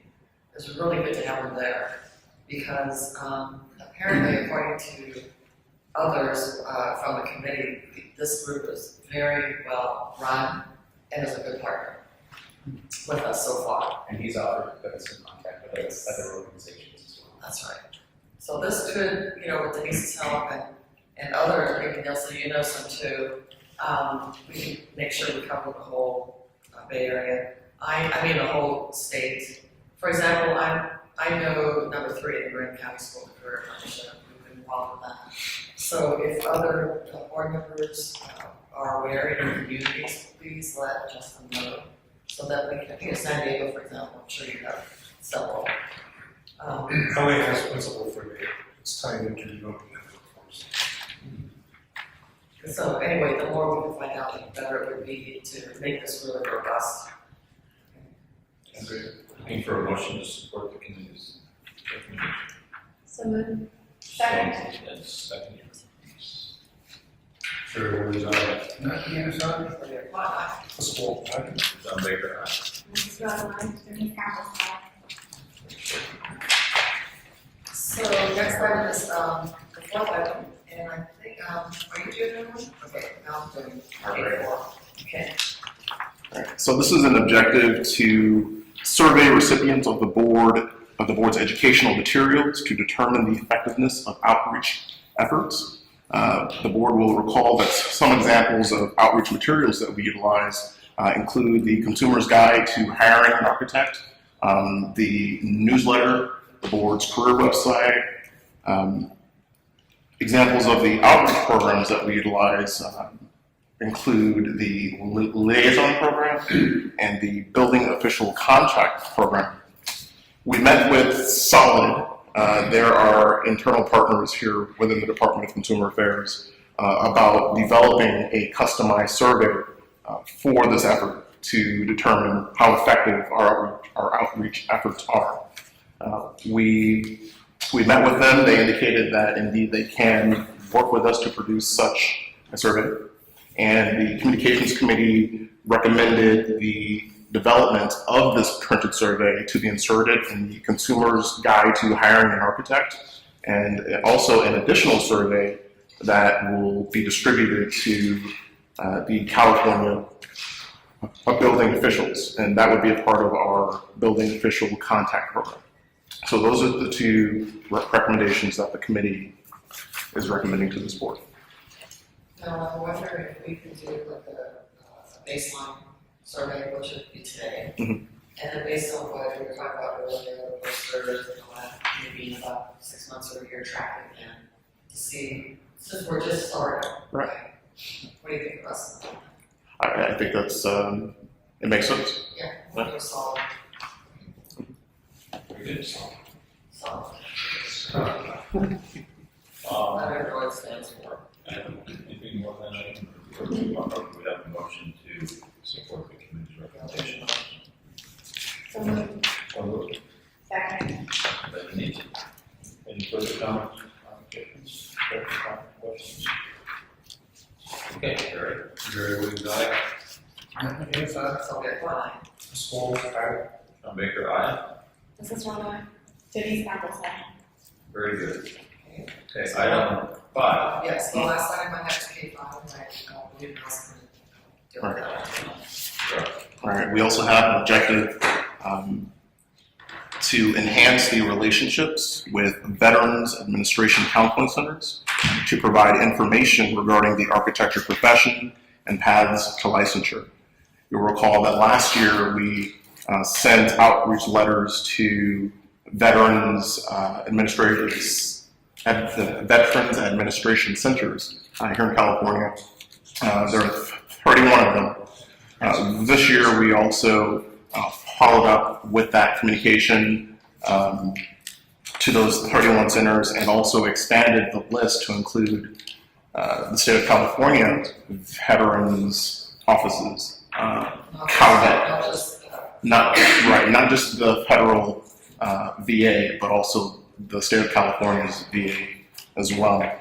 So we've expanded that list to include them.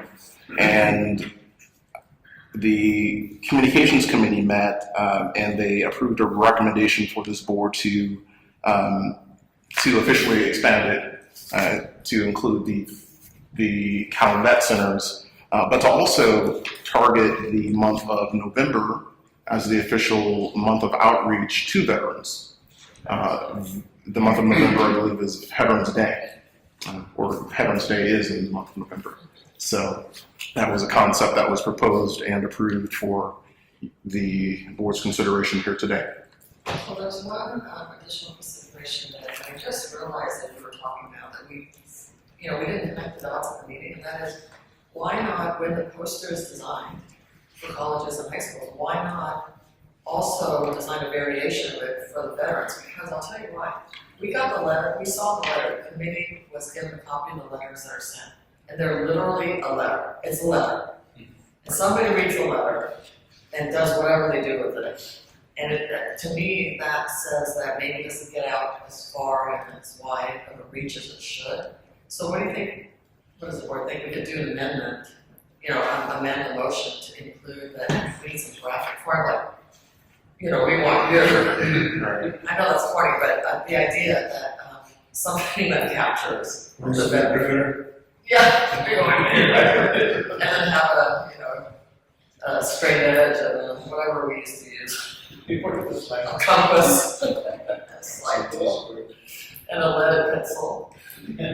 Anyway, so the idea is that we would do something graphic too, if that's okay with whoever wants to make a motion.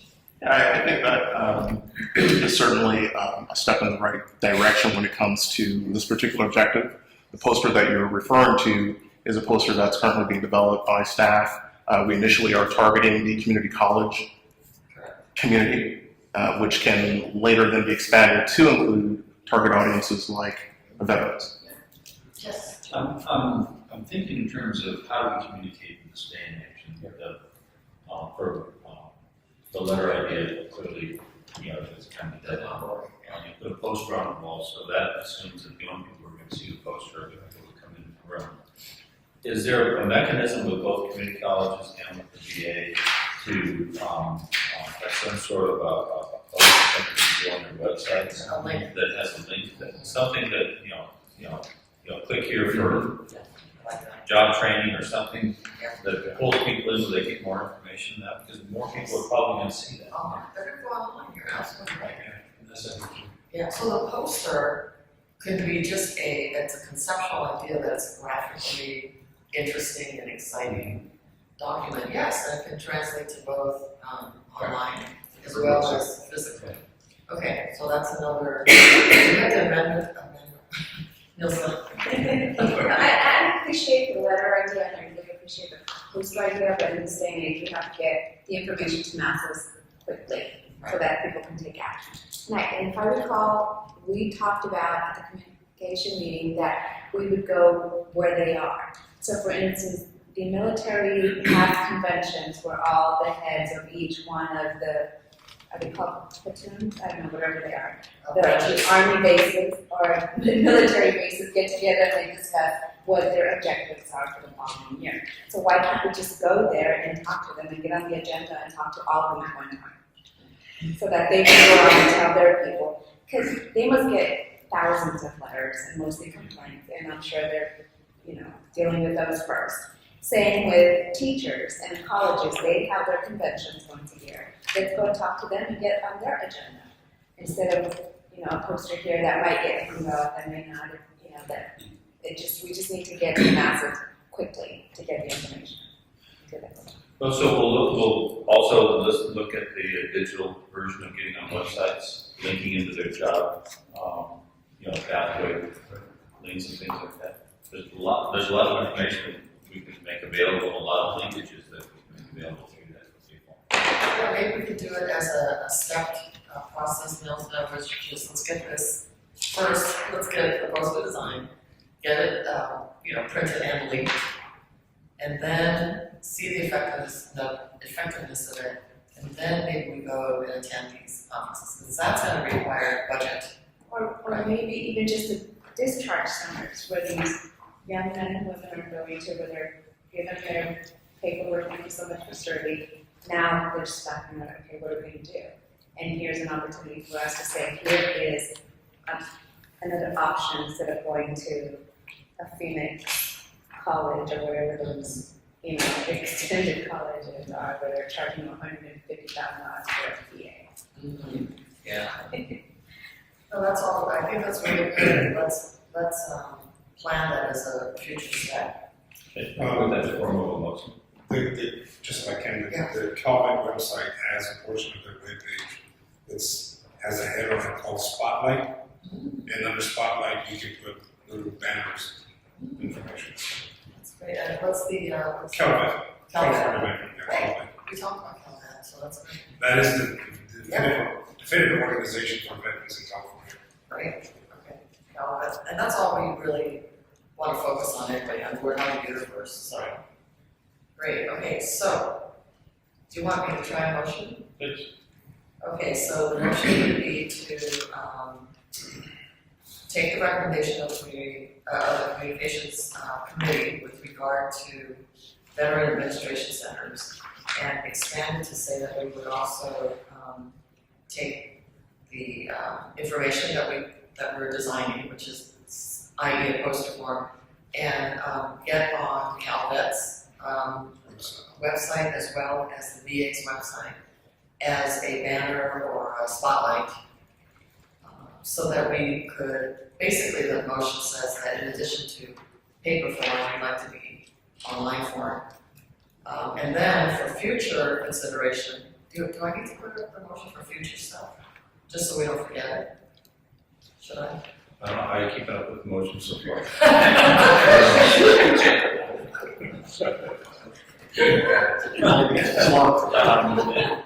The only thing I would recommend for future concepts and ideas is to address it in a strategic planning session. I know that we weren't necessarily due to have one at this meeting, but certainly next year we'll have that available. Or we can wait till the next communications committee to bring it up. I think that makes sense too. Okay, is there a second? Nelson? Second sound kind of brief. Okay, Okay, very, very well. Matthew, get us out. so there's one. Baker, aye. Trustee Donna, Denise Campbell, aye. Very good. Okay. If I could just follow on the recommendation, the VA hospitals is a great place because a lot of the wounded warriors go there Yeah, and they see that and they've got some time on their hands, so they have information. yes, I think that's all right. Okay, so does that take And us? that concludes the communications report. Very nice, thank you so much. Takes us to item L, disciplinary guidelines. And that is a big. So in essence, the time to then we have a break to go back into closed session. I'll try and summarize this one really quickly. The board approved updates to its disciplinary guidelines back in December of 2014, and because they're referenced in a regulation, they approved a modification to a regulation to incorporate those updated guidelines back in June. They did the same for landscapes guidelines because they're modeled after ours, and they approved landscapes revisions, I believe at the September 2015 meeting. Subsequent to that, we got suggested edits from Rebecca Vaughn, our legal counsel, and they were highlighted for you in both of our guidelines in yellow. And mainly it was to clarify how long they had to take the supplemental exam, a clarification in the tolling of probation, and incorporation of the quarterly report as an attachment to the guidelines. So today, based on the recommended edits that legal counsel proposed for us, we're asking that the board approve those edits to both our guidelines and landscapes guidelines, and to delegate authority to the EO to adopt the regulations provided no adverse comments are received during the public comment periods, and make minor technical or non-substantive changes to the language if they're needed. Very good. Hopefully that was clear. Motion to approve. So moved. Second. Second. Any other comments? Very well designed. Martinez, aye. Ms. Wall, aye. John Baker, aye. Nancy Serrano, aye. Denise Carter, aye. Very good, thank you. Takes us to, did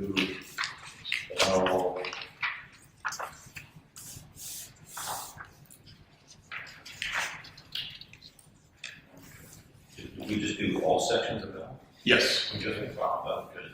Okay, LNBC report, section M, I will do our best to get us into closed session because we don't want to lose any votes. The agenda for the LATC meeting is in your packet. Under the first component, I won't go into a lot of detail, but a couple of things the committee did. One, they had a presentation from Raul from OPES where they looked at the Lincoln study and the results from the OA for the California Supplemental Examination. Another important piece is there's been a desire for information in the marketplace because of water conservation about who can do what in the realm of horizontal design as opposed to vertical. And in the spirit of sharing best practices between LATC and the board, LATC is in the process of retooling their consumer guides that go back for 10 years. So they're taking what is truly state-of-the-art, which is the boards, and building off of that to create their own standards. And then the other piece is actually my next item, which is a regulatory package that our LATC reps are going to present, but I will attempt to do so. This is in the spirit of our, again, our desire to have diverse pathways in the profession. This is a reciprocity item. LATC had a number of requests to take a look at its standards and see if there was a way to gain some flexibility so folks from other states could actually practice in California. LATC staff did a lot of research, and one commonality they found on an alternative to rather just meeting to education was practice experience, and 10 years was the common denominator. So if you're a landscape architect elsewhere and you want to practice in California, you can account for the education piece via practice experience at the 10-year point. So the motion before the board is to approve the regulations and delegate authority to the executive officer to adopt the regulation, providing no adverse comments are received during the public comment period and make minor technical or non-substantive changes. So moved. So moved by Matt. Second. Second by Milton. Barry. Very well designed. Martinez, aye. Ms. Wall, aye. John Baker, aye. Nancy Serrano, aye. Denise Carter, aye. Thinking our schedule is tentative, I assume. It's very tentative. We have 2 members missing, so we'll do a Google poll to confirm it to make sure it works for everybody. And the 4th is actually Friday. It's seldom that you have meetings on a Friday. Yeah, we will not do it on Friday. If I mean, where you plan to have it. Exactly. In San Diego, but. Okay, and then in that case, then I think we will move to closed session.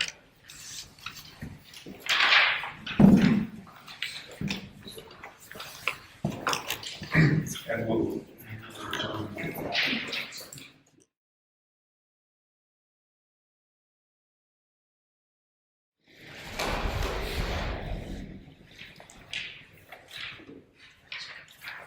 In that case, then I will accept a motion to move. And multiple seconds. Popular idea. Okay, roll call vote. Very well designed. Martinez, aye. Ms. Wall, aye. John Baker, aye. Nancy Serrano, aye. Denise Carter, aye. Excellent.